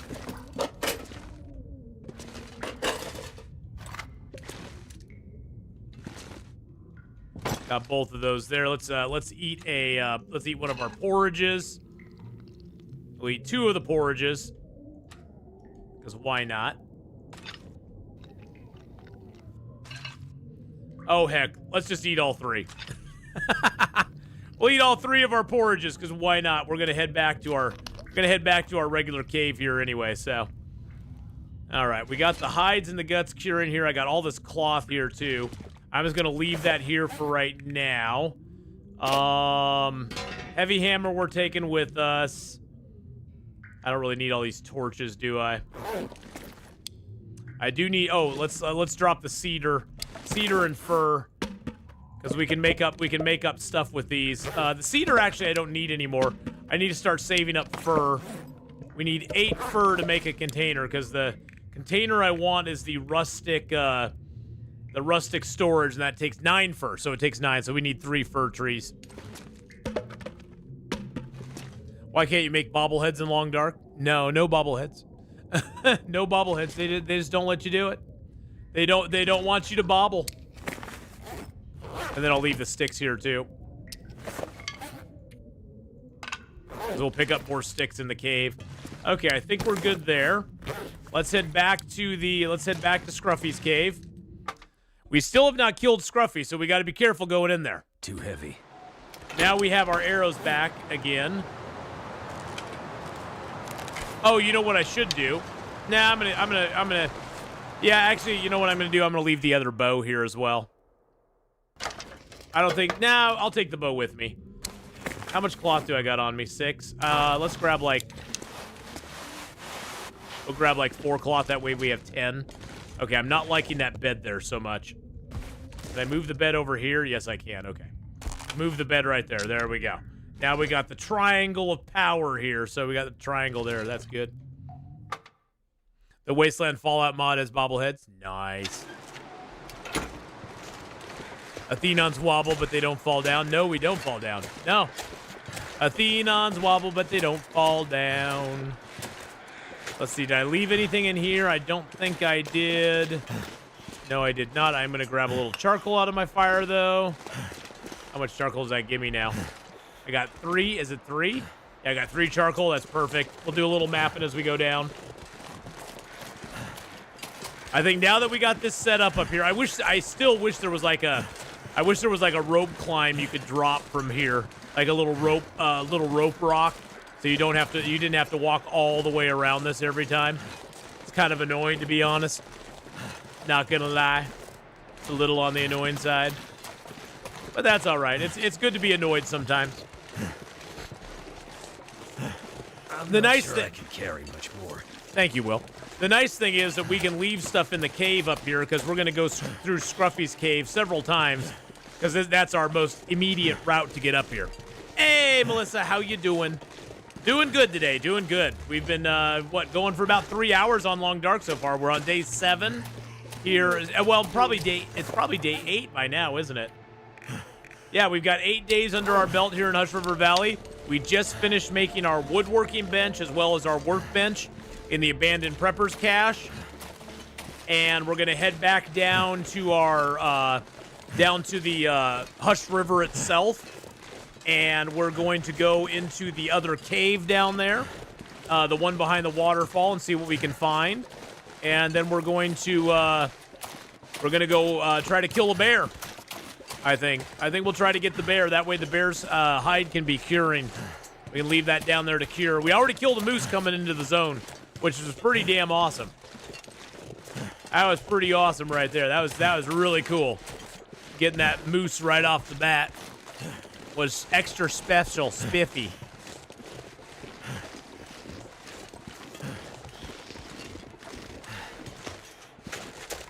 Grab a stick up here real quick. Is that a cedar there? That might be a cedar. That's a cedar. And it's not too cold, so we're going to take it. If I can't make a fur chest, I'll make a cedar chest. There we go. It's not too cold out. That's awesome. Let's grab another cedar. If we can get like 9 cedar put together, we can just make a cedar chest. It only holds, I think, 15, but still, it's better than nothing. Still not too cold out. We're at 50 kilos. 50 kilos right now. We'll grab one more cedar while we're out here.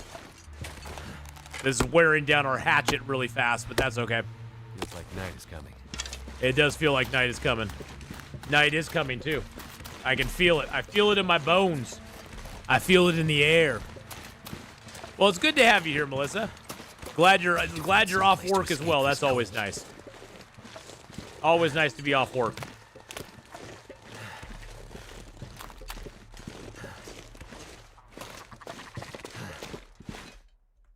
Was that another ptarmigan out there? I might have to drop some gear. I'm just going to drop the cedar here because we don't need it all on us. I'm going to drop 9 of it because that's what it'll take to make a box. I'm going to drop the tinder plugs over here. Let's go out and see if we can get that ptarmigan. There's a ptarmigan out there somewhere. Just need to close my eyes. I heard him. I don't know where he's at, though.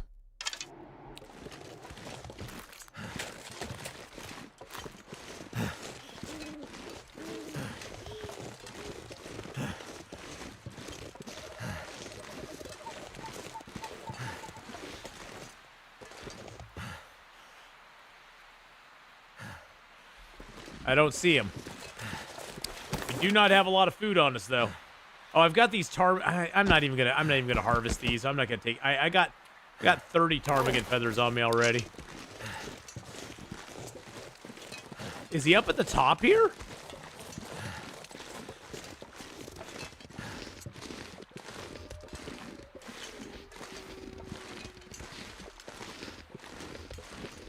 How much food do I have right now? I have like nothing for food.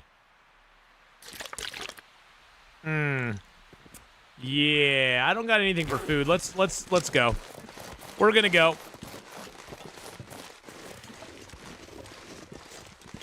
I need to drop something. Oh wait, he's like right. Oh, that's the ones I dropped. They're right here. Wait, what did I just hit? Oh, dang it! I hit something to change my arrows. I think I exited out. Yeah, there we go.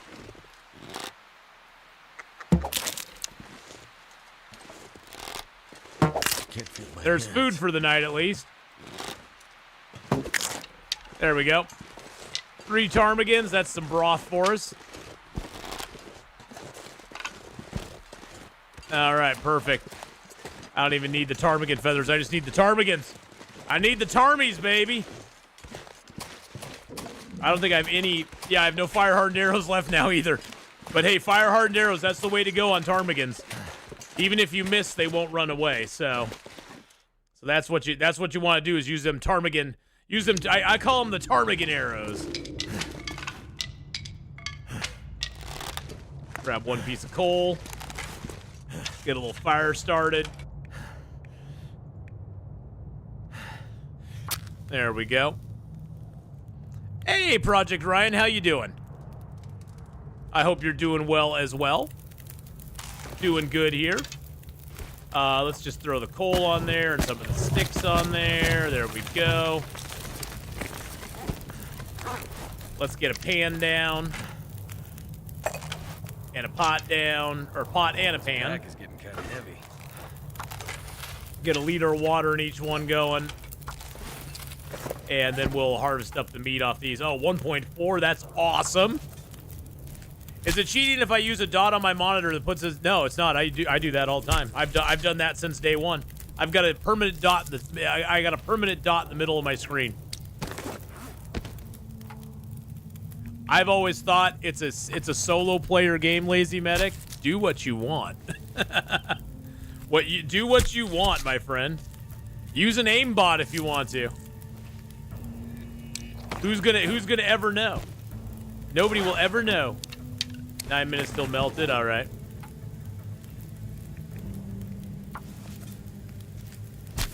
Snow chicken soup, yummy. Yeah, it is. It's very yummy.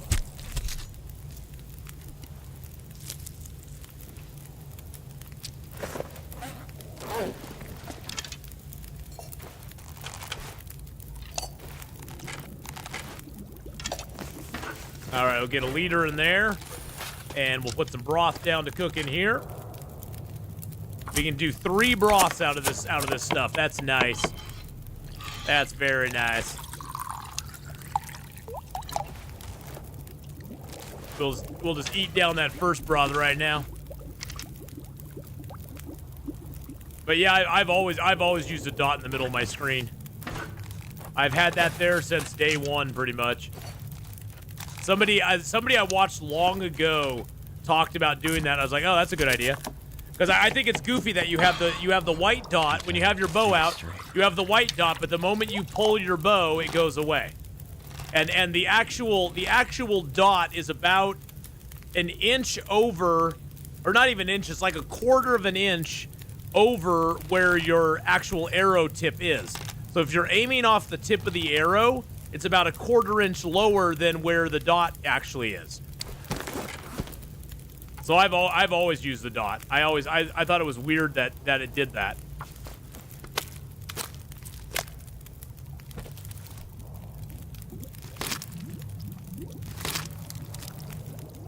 So yeah, when you have your bow out, just put a dot where the actual, because that's where the bow is actually aiming at, is where that dot's at. That's where you're actually gonna fire to.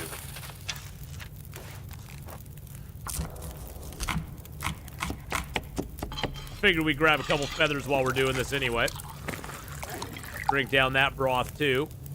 You just get so much more calories out of it when it's like that. Let's grab another feather off this guy. Blue hands, blue bird. 2x2 hands of blue.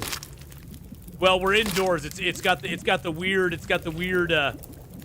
weird blue tint from the cave, I think.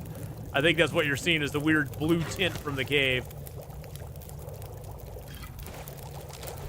And we'll save that broth for the morning.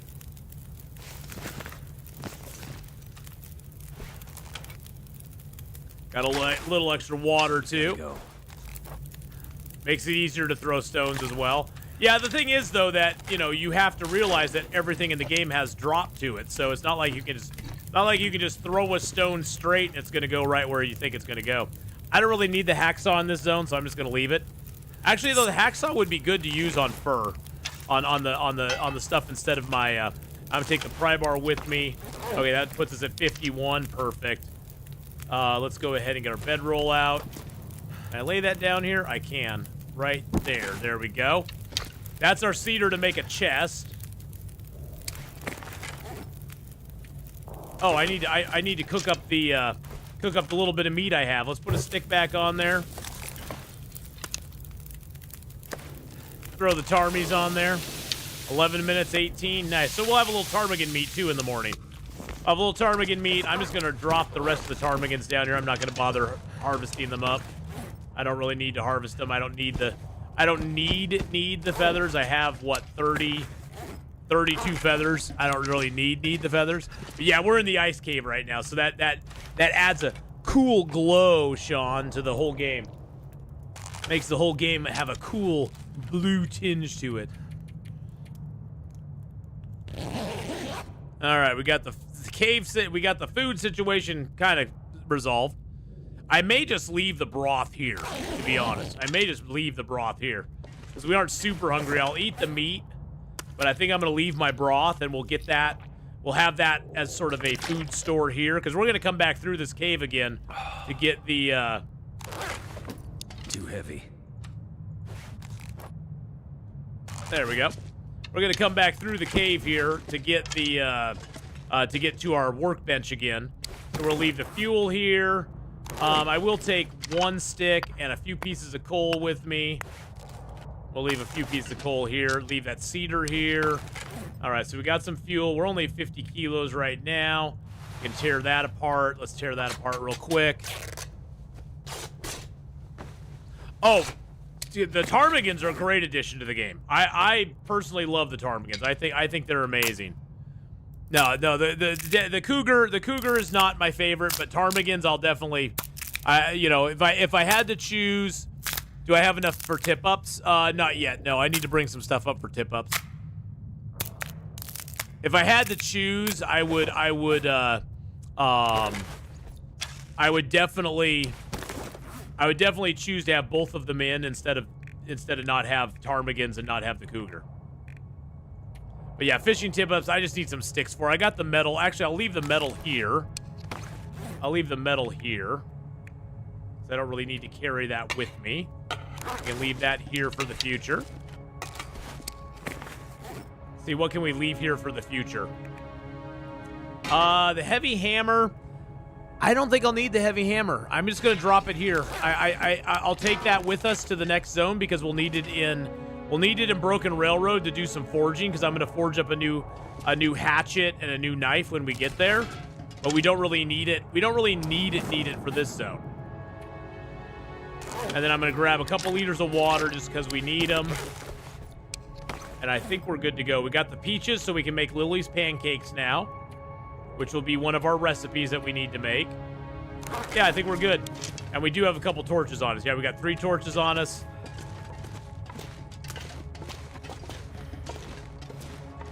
Oh, you know, Lazy Medic, I have talked for years about them adding, you know, I've talked for years about the whole trapping thing. What I wish they would do is I wish there was animals in the game that you could only trap. Like, you had to put traps down. Like, trapping was its own skill tree. And as you got better at trapping, you could make better and better traps that would capture, you know, rats and then squirrels, beavers, badgers, all that sort of stuff. Is this fur? That is fur.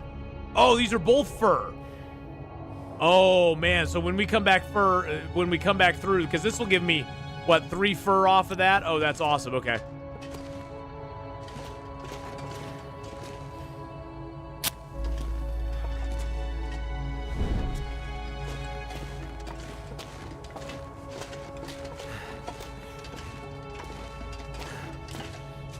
There he is. There's the wolfie boy.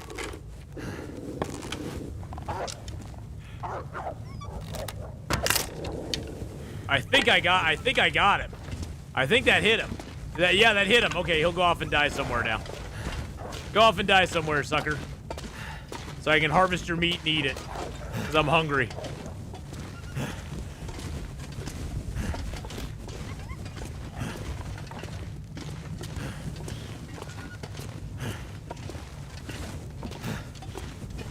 When I leave one zone, okay. When I go from zone to zone, Sean, I can only carry what I can only carry up to my maximum carry weight. Not and I can't use anything temporary. I can't use food to increase that carry weight. So right now, going zone to zone, I can only carry 45 kilos of stuff.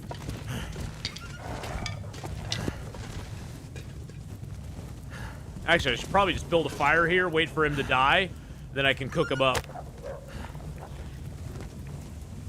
I can cook the little bugger up. But yes, so when moving from zone to zone, I always have to scale down to whatever fits on my back.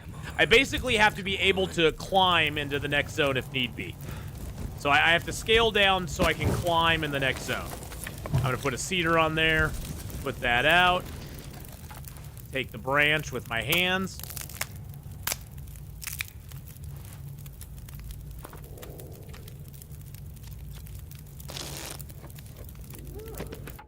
There we go. Dead doggo. Let's throw a piece of coal on there. Grab out a torch. Find our dead dog and harvest them up. I'm hungry, boy. Where are you? Where are you? I need your food. I think he died down this way. He sounded like he... Yep, there he is right there. He's kind of... Sketchy wolf never fails to fall somewhere weird. Let's go ahead and just do it with our knife. But yeah, if we could harvest stuff like that, that would be so awesome, Lazy Medic. If we could do trapping. All this gear is slowing me down. If we could actually trap animals, like actually trap them, and they'd only be trappable. Like, I know they don't want to put fox and beaver in the game, but if it was a trappable only animal, think of how much more, and every trapping skill you got, like, you could start with like basic things, like maybe like squirrels and rats, and then as your trapping skill goes up, you can trap larger animals, and then as your trapping skill goes up again, you could then make traps for even larger animals. And there'd be certain places, like you could only trap a beaver near a river. You know, you couldn't trap a beaver, say in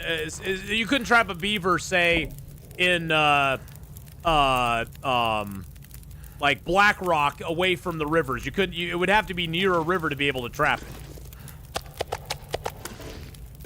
It'd be really fun. It'd be really cool if they could add layers into the game like that. It really would.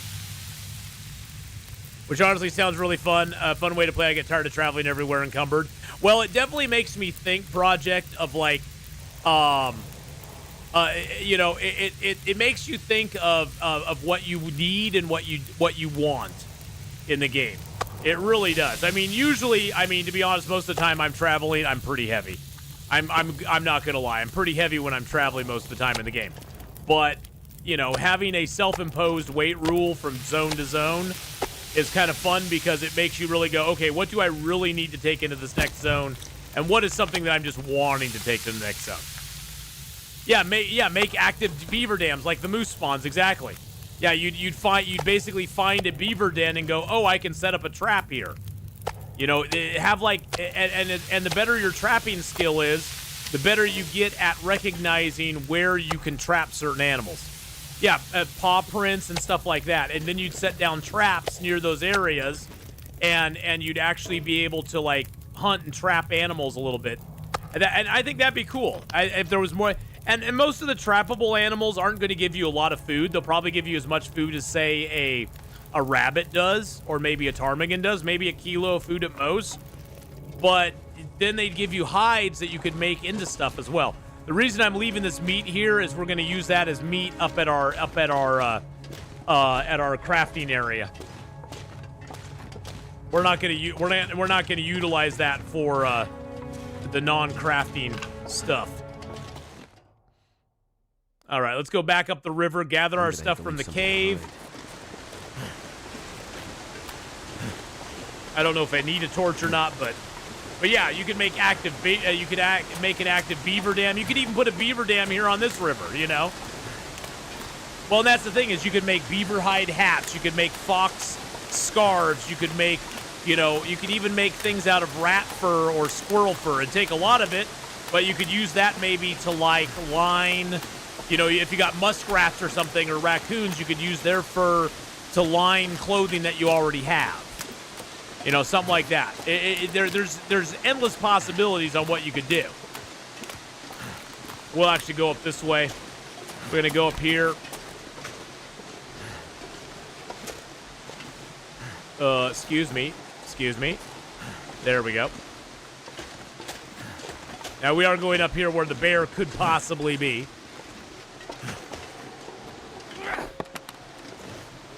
So I'm going to carry a torch out because wolves could be up here too.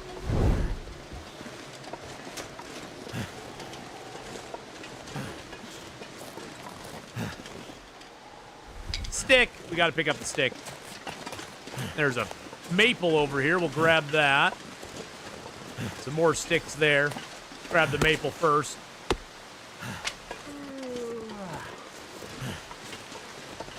Kind of want to wander around this way and see if we can get that recipe.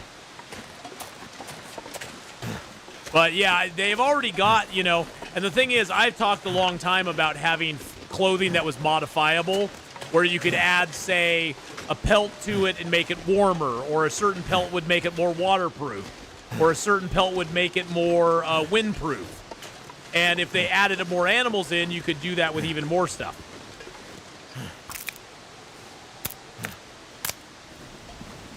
I had a feeling it'd go out. Dead dude. With nothing on him. Whoa! We had a fur limb just spawn in on top of us there. That was pretty wild.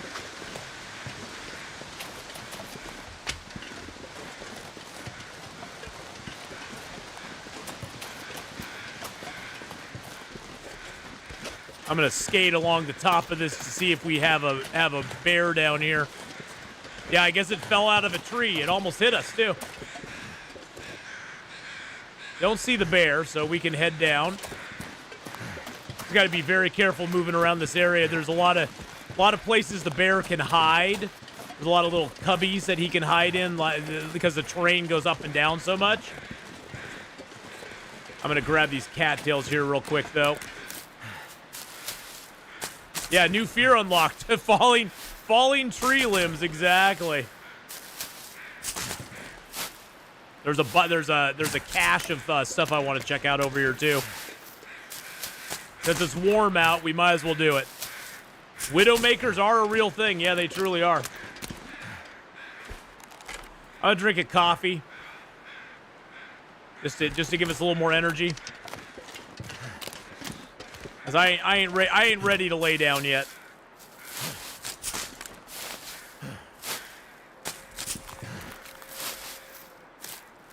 There's a few more cattails down the river there, but we're gonna head up this way because there's a little cache of stuff that you can get to if you have a hatchet. There's a couple caches in here you cannot get to early in the game. You have to have a hatchet to be able to reach them because you have to break through the scrub brush to get into them.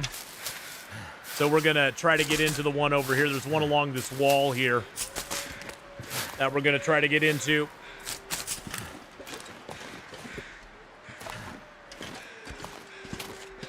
Got to keep our ears open. I think, is it right here?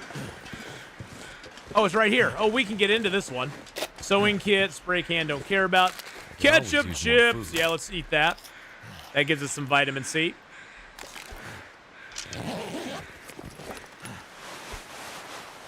Yeah, baby. We got our second pair. We got our second pair. Yes! We got our second pair of thermal undies. Oh, that's beautiful. That's beautiful. I was hoping we'd get that.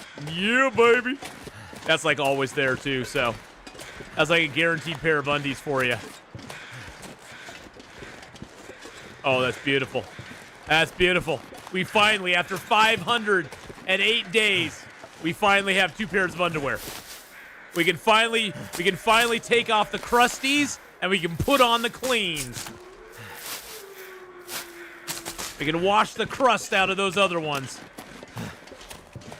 I was thinking we already found another pair project, but unfortunately they were ruined. But Hush River Valley things seem to wear down a lot slower in Hush River Valley. I mean, that Mackinac jacket was at 88%. Mackinac jacket we found up at the smoke signal was at 88%. So once I saw that, I had hope that the underwear would be in at least workable shape.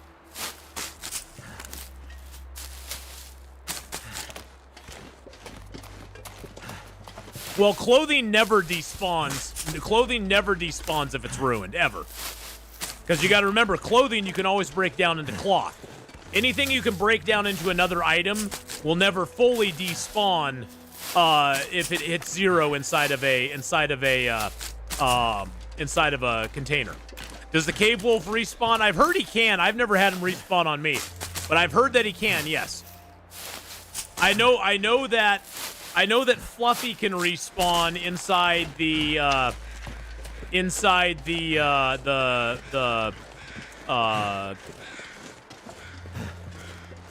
cannery. But yeah, clothing, you can always break clothing down into cloth. So even when it hits 0%, you can still get something out of it. Hey Faith, how you doing? Well, perfect trip. We rated us with like 40 some people today. So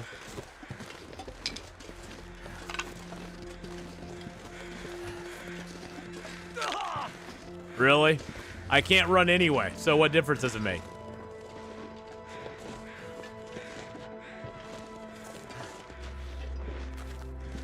I thought there was another little cache along the wall here.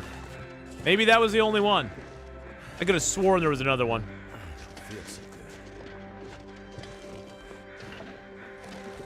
Yeah, you don't look so good either. We're going to do that. And we're going to heal ourselves real quick.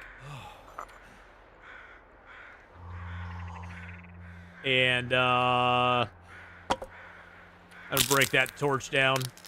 I'm just going to try to get underweight here real quick, if we can. Just so we can move a little bit. Nah, I broke an ankle. My little glass ankle's broke. There we go.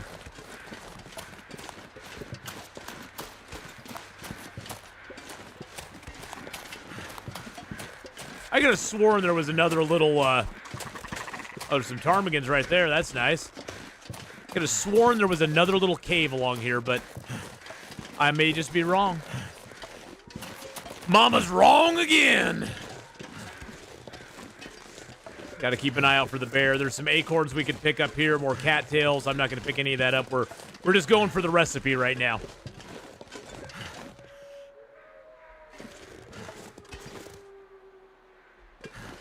We'll come back over here in a minute. We'll get that bird. We'll get that maple.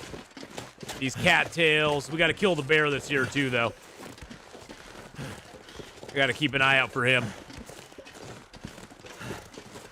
Yeah, well, God, yesterday, Kenneth, we had 90. We almost had 100 people on YouTube yesterday. We had like 98 people on YouTube yesterday. It was crazy.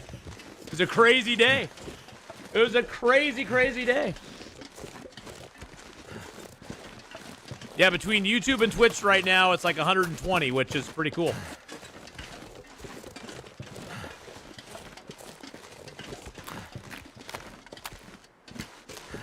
All right, where is that recipe at? I think it's. I thought it was over here somewhere. I thought the recipe was over here somewhere by a body or something. Am I just smoking something?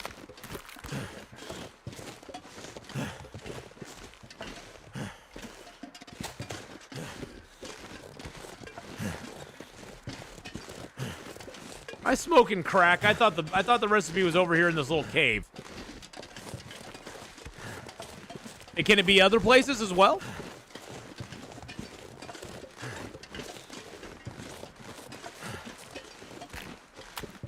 I could have sworn it was right over here.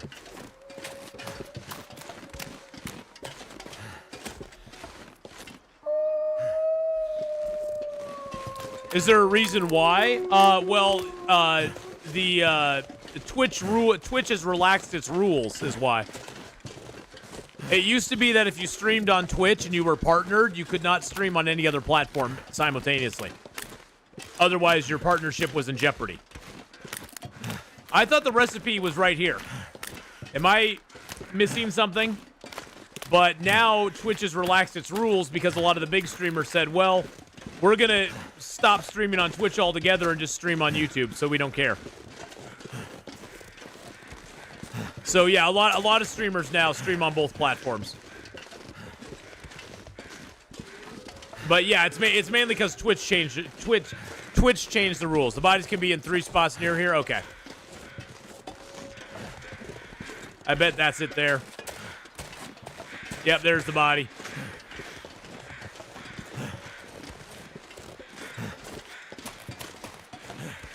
Get my feathers. There it is, Stalker's Pie, baby. I've always found the body, Eugene, at that little hole that we were at. I've always found it there. But yeah, it used to be Twitch partners could not stream on other platforms. Technically, Twitch partners it used to be that Twitch partners in our contract with Twitch, we weren't able to upload to any other platform within 24 hours of streaming the content. We were supposed to wait 24 hours, then upload it somewhere else. Nobody really did that, but yeah, that's technically what was supposed to happen. The thing that changed is that after the whole mess with Mixer, a lot of streamers just went, and then Kick came around and started competing with Twitch as well. And then Twitch kind of like screwed all the content creators by changing the payouts for, you know, the payout percentage for subs and subs and that sort of stuff and ads. And so a lot of creators on Twitch were like, well, we don't care if we're partnered with you or not anymore. We're just going to start streaming on YouTube and to heck with you. And so a lot of the big ones did it. And when the big ones did it, it gave more leverage to the smaller streamers as well. And so we were able to like pool our resources together and do that, and you know, and basically kind of exert our will. So it worked out well for everybody. All right, we got some cattails again. We got peaches. I can grab my flour and my cooking oil and my syrup. These days, you gotta stream on more than one platform just to make enough money to be worth it. Well, and even then, it doesn't make enough money to make it worth it to stream full time. Even then, it doesn't. Very, very few streamers can make it full time just on streaming alone. So, very few. But yeah, you know, it worked out for us. I mean, I can technically stream on more platforms, but really, YouTube and Twitch are the only ones that really matter. Kick is one of those that every time I streamed on Kick, every time I streamed on Kick, all I would get was bots coming into the channel. That's all I would get. Nobody was really interested in watching me stream on Kick. So I just stopped streaming on Kick because it really didn't matter. I'm gonna make some water up here, and we should be able to make Lily's pancakes now.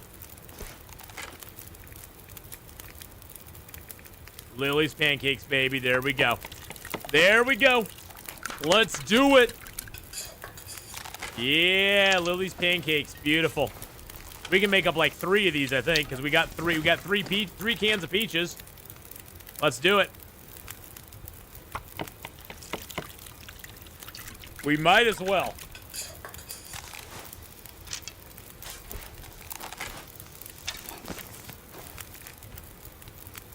And then we can just cook up pancakes with the rest of them.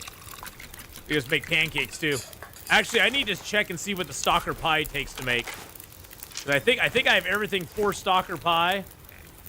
Oh, I can make another prepper's pie too. Let's see, stalker pie. All I need is black bear and wolf meat. I got the acorns, the cooking oil, the water, the salt. I got everything else. All I need is the black bear meat and the wolf meat, and that's it. And then we can make stalker pie, and that'll be another one of the recipes that we'll have. Let's go ahead. I don't want to make acorn pancakes. Let's make another prepper's pie just to do it. We've got enough stuff to do it, so let's make it. Well, to really make it full-time streaming, Anna, you would have to have like 1,000 subs. If you're just going off subs alone, no donations, no bits, no any support that way, you'd have to have at least I mean, even if you had 1,000 subs, you know, you're then making about 2,500 a month off that. Because you get about, well, maybe $3,000, because you get about $2.50 to $3 a sub. So with 1,000 subs, you'd be right in there, and then you know you put donations and stuff. You know, even then, it's one of those things where you know only really established channels can really do that. You can get sponsorship deals and stuff like that too, so that does help. I don't want to make the porridge. Let's make our rose hips up. Not saying it can't be done. It's just not, you know, it's not something that's easy to do. Let's get a little bit more. Oh, I do have the wolf meat here, so all I really need is the bear meat. All I really need is to get the bear meat, and I can make a stalker pie. We made the second prepper's pie there. Beautiful. I think we could probably make another prepper's pie, too. Yeah, we could do another one as well. We might as well.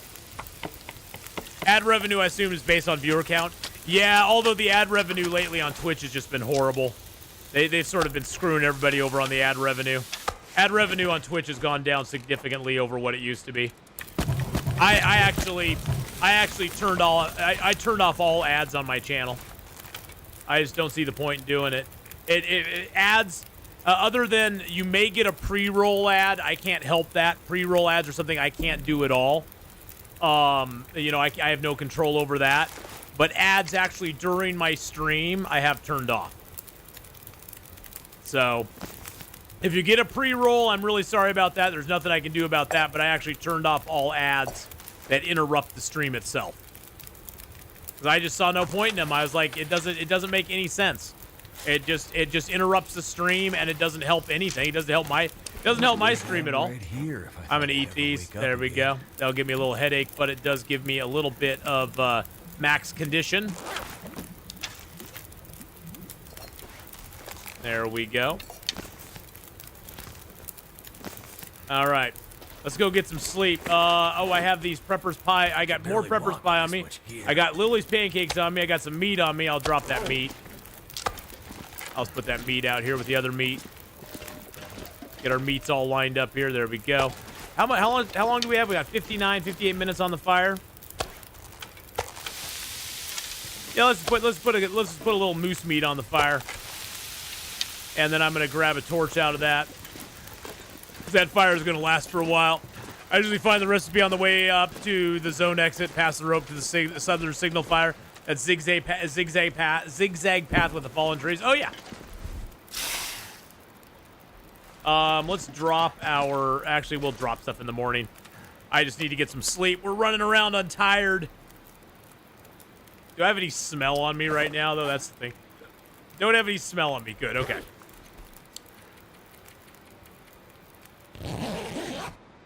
Does eating max condition food heal permanent condition from the frostbite? It looked like it did. Yeah, it looked like it did. It doesn't heal it. It doesn't heal it. It just overrides it. See, it doesn't heal it.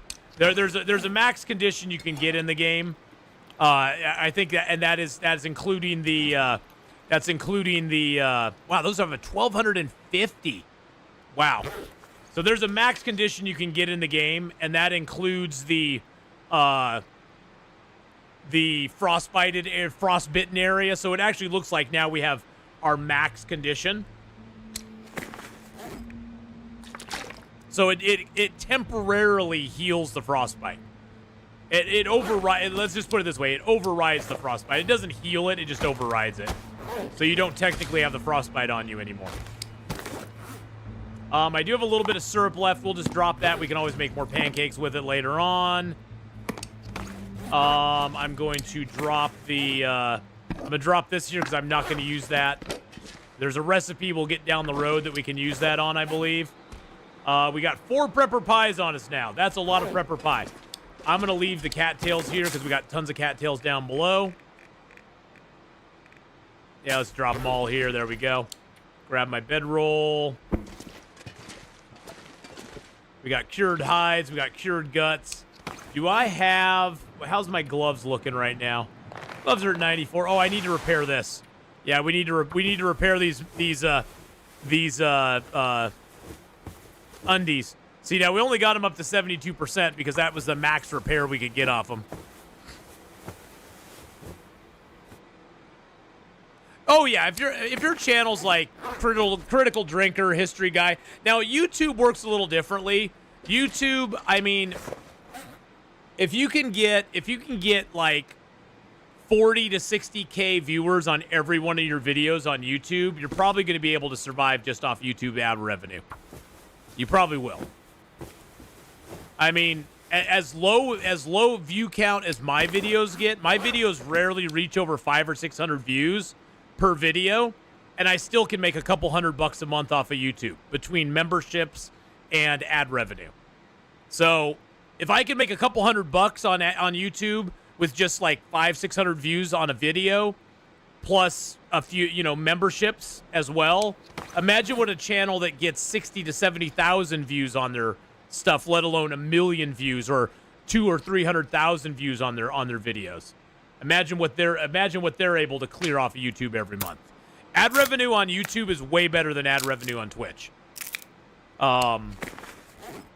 So, if you're larger on YouTube, it definitely helps. And guys like Critical Drinker, History Guy, yeah, they're easily surviving off of YouTube.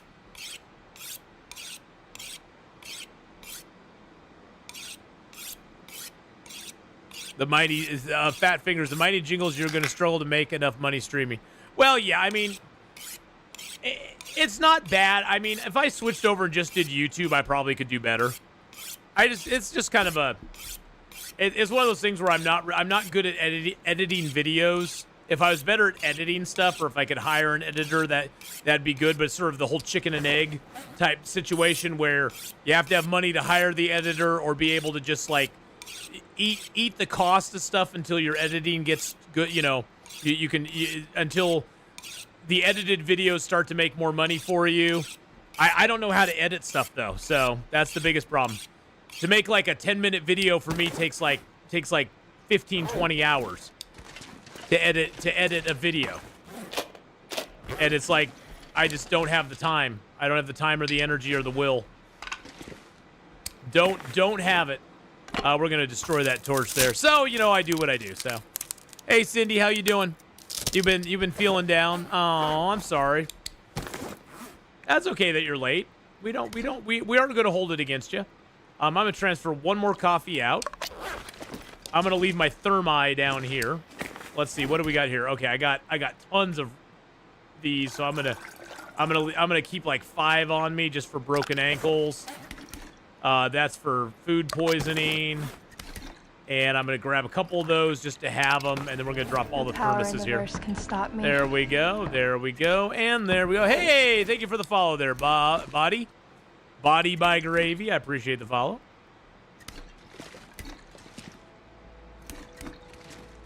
We'll leave these here for the weight. Let's see, what do we got? Oh, I got 20 some sticks on me. I'm just gonna drop some sticks here. Not all of them, but I'll drop most of them there. There we go.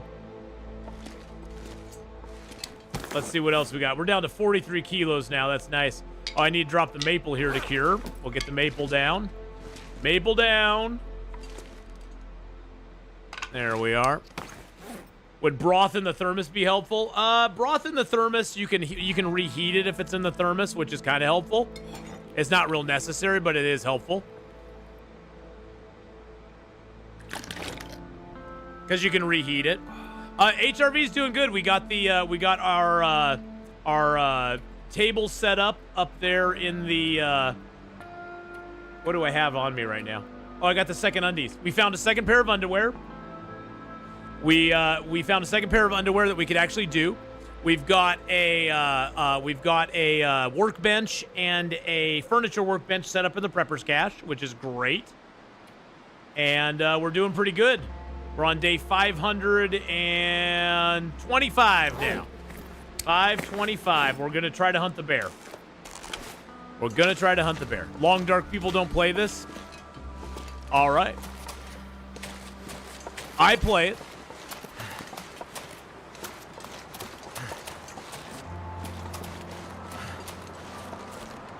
All righty, let's go. It is definitely more of a niche game, though. Yeah, it definitely has its own niche. I stay alive for 10 days. Hey, 10 days. 10 days is where it starts. You know, start staying alive for 10 days, and you go to 20 days, and 30 days, 40 days. Just take it in small increments. That's all you can do. Feather.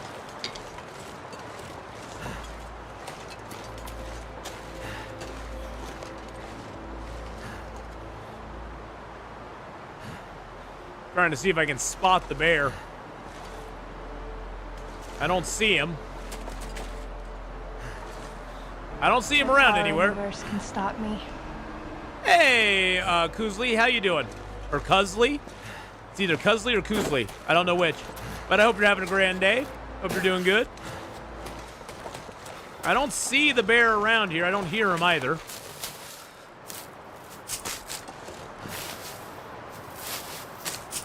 I think there's a Steam achievement for 1 day on Loper. I think so too, yeah.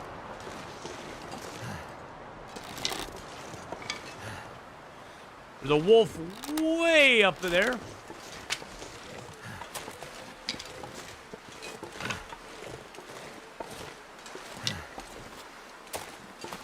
Weather's calming down a little bit. We're going to grab the cattails here.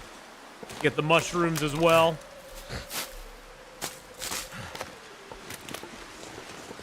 I couldn't grab these last time because we were so dang heavy.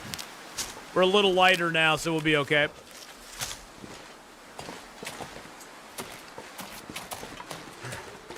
I still am not seeing or hearing the bear, so that's got me a little on edge.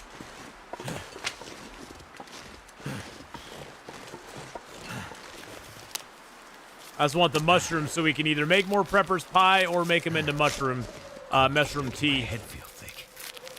Just got a notification. Looks like Zach is starting a World of Warcraft run. Oh, wow. Is he playing classic World of Warcraft or retail? I never played World of Warcraft. Oh, actually, I should say, I logged into World of Warcraft at one point, and I was like, no. I wonder if I can drop any of this What's the gear. plan for the stream today? In about 10 minutes, we're going to be switching over and playing some Expedition 33. And then tomorrow, we got Long Dark and Expedition 33 for tomorrow. I'm just trying to get the bear right now.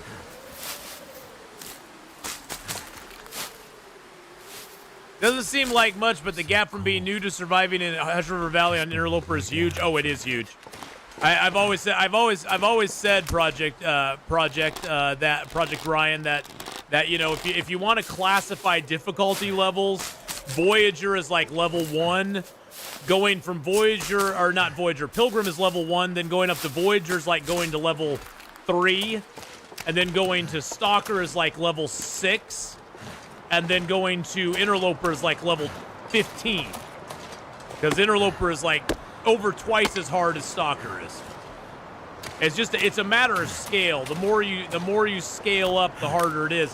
And the thing is, the big difference between going between the first 3 difficulties and Interloper is just lack of items and the ferocity of the animals more than anything.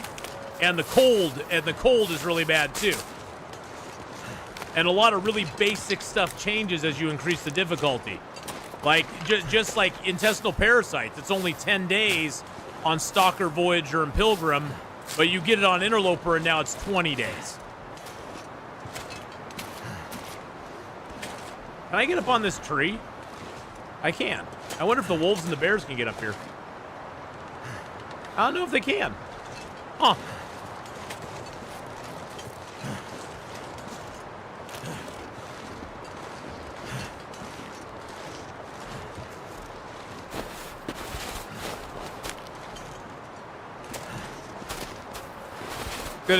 Gonna check it out if you stop streaming Long Dark. There you go. There was a wolf up here.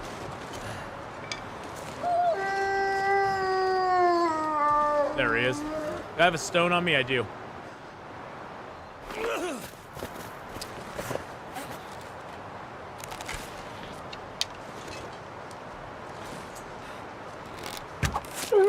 There we go. Sucker! Suckered him right into it, didn't we? Now that rope there, actually, this rope here leads up to the cave up top. We can't climb it right now because we're a little overweight, but that is a fast way to get up there instead of going through the ice cave. We could just go through that, but that's not my goal right now. My goal is to find this damn bear.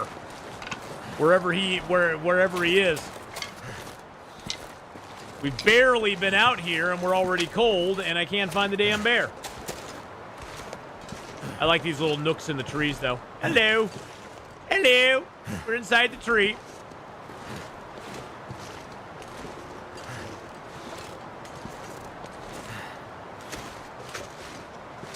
I'd love to get the bear before we stop Long Dark today. Now, we will be playing Long Dark again tomorrow, about same bat time, same bat channel. We'll be doing some Long Dark and 7 Days to Die tomorrow. That's the plan for tomorrow. We do have some ptarmigans up here. I could grab those real quick. Crouch down. Got him.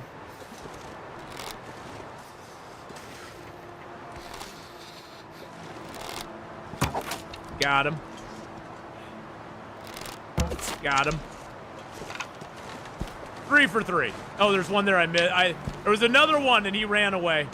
He was like, nope, I'm out of here, sucker. I had to use regular arrows because I don't have any. Wait, do I have? No, I don't have any fire hardened arrows on me right now. So I had to use regular arrows, which kind of sucks because they aren't as good. Is that the same rope you borrow when spawning into HRV to go to signal fire? Yes, it is. Although they added a rope over there. You don't have to borrow it anymore, Project Ryan. They added, when we got there, there was a rope already there. Which I didn't expect.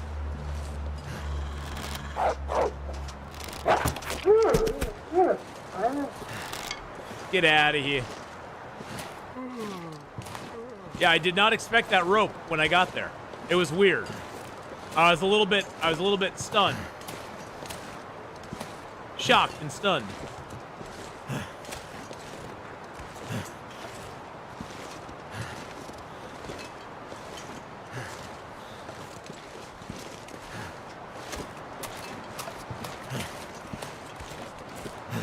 There is also a shortcut right here to get back down to Scruffy's cave.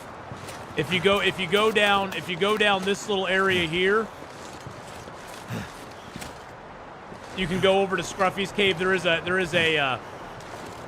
a scrub brush in the way down there, but you can go down that path and it takes you right back to the Hush River and takes you right back to Scruffy's cave. So you can go down there if you want to. This is also a good place to hunt the bear because you could shoot him and then jump over the cliff there if you got to get away from him.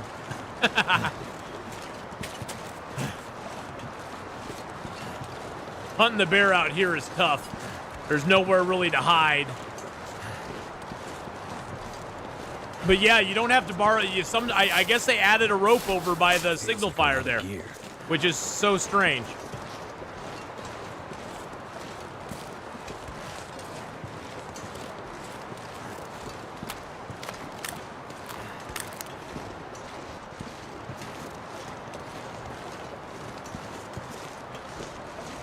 We do have 3 stink lines on us now, so if the bear's out here, he should probably smell us.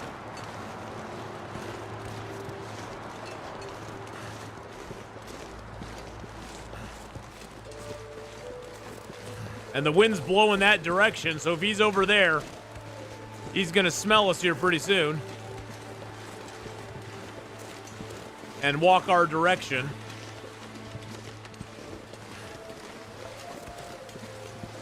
Sometimes using smell is not a bad thing because you can draw the animals to you if you're trying to find them.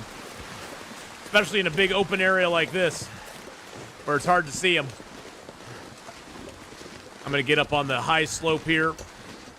It gives us a chance of getting our leg broken, but it also lets us sort of see what... Yeah, see, I knew that was going to happen. I can't run right now anyway, so who cares? I'm overweight as it is.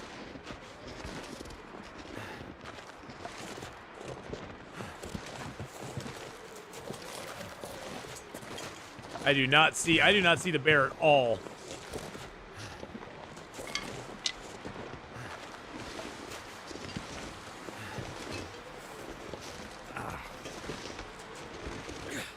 I don't see him at all down there.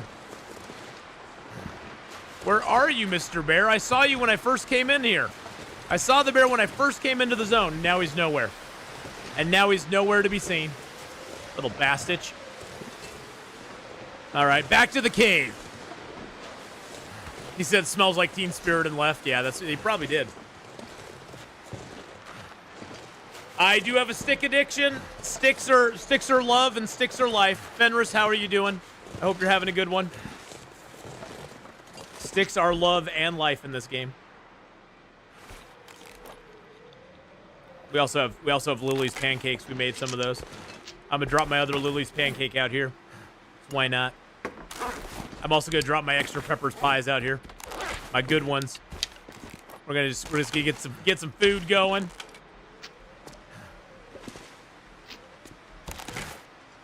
Look at those Lily's pancakes. Yum, yum, with the peaches on top. That is delish. Oh, that didn't cook. That's interesting. I thought for sure those were going to cook. Drop you down. We don't need you on us at the moment. Let's drop some sticks here. We got 34 sticks now. Awesome. We're getting lots of sticks built up. I need a couple sticks on me, though. Let's eat. Let's drink some water. I'm not doing too bad. We've been streaming Long Dark now for about 4 hours. We're just about to switch over on games and stream a little. Actually, I want to just pick it up and harvest it off the ground. We're gonna play a little bit of. We're gonna play a little more Expedition 33 today.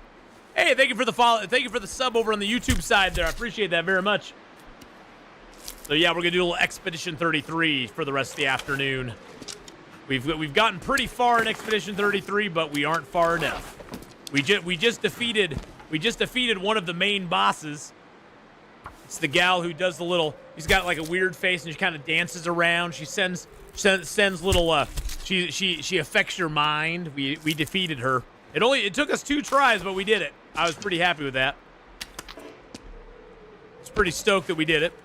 Expedition 33 is a JRPG put out last year by what were they? Something. Sandbox? No, not Sandbox. It was a small studio of old Ubisoft employees and other employees of other gaming companies that now make crappy games but used to make good games. And they all gathered together and made their own little game. And it's a beautiful game. It has beautiful music, beautiful graphics. It's a turn-based fighting game, but you actually have QTEs that you have to hit in it as well. To dodge and parry and to cast your different spells. It has quite a complex and robust system of combat, and also as far as making your characters too. So, all right, Anna, have a great one. See you later. We're just gonna get these guys harvested up, and then we're gonna take a little nap, and then we're gonna be taking a little break because I gotta go use the restroom before I get started, and I need to also change into my Expedition 33 outfit because we have a special outfit for Expedition 33 as well. Stick around for that. Thank you for following Gordian King. I appreciate that very much. But if Long Dark is what you're interested in, we will be playing some more Long Dark tomorrow, starting about the same time, about 9 a.m. Pacific, which is noon Eastern, and we'll be back here in Hush River Valley. Let's go grab a little food here. I'm gonna eat these pancakes. 1,250 calories, yum yum. And then we will eat a piece of our moosey meat. I couldn't find the bear to save my life. I tried. I really tried. I tried to find the bear. He just was not wanting to be around.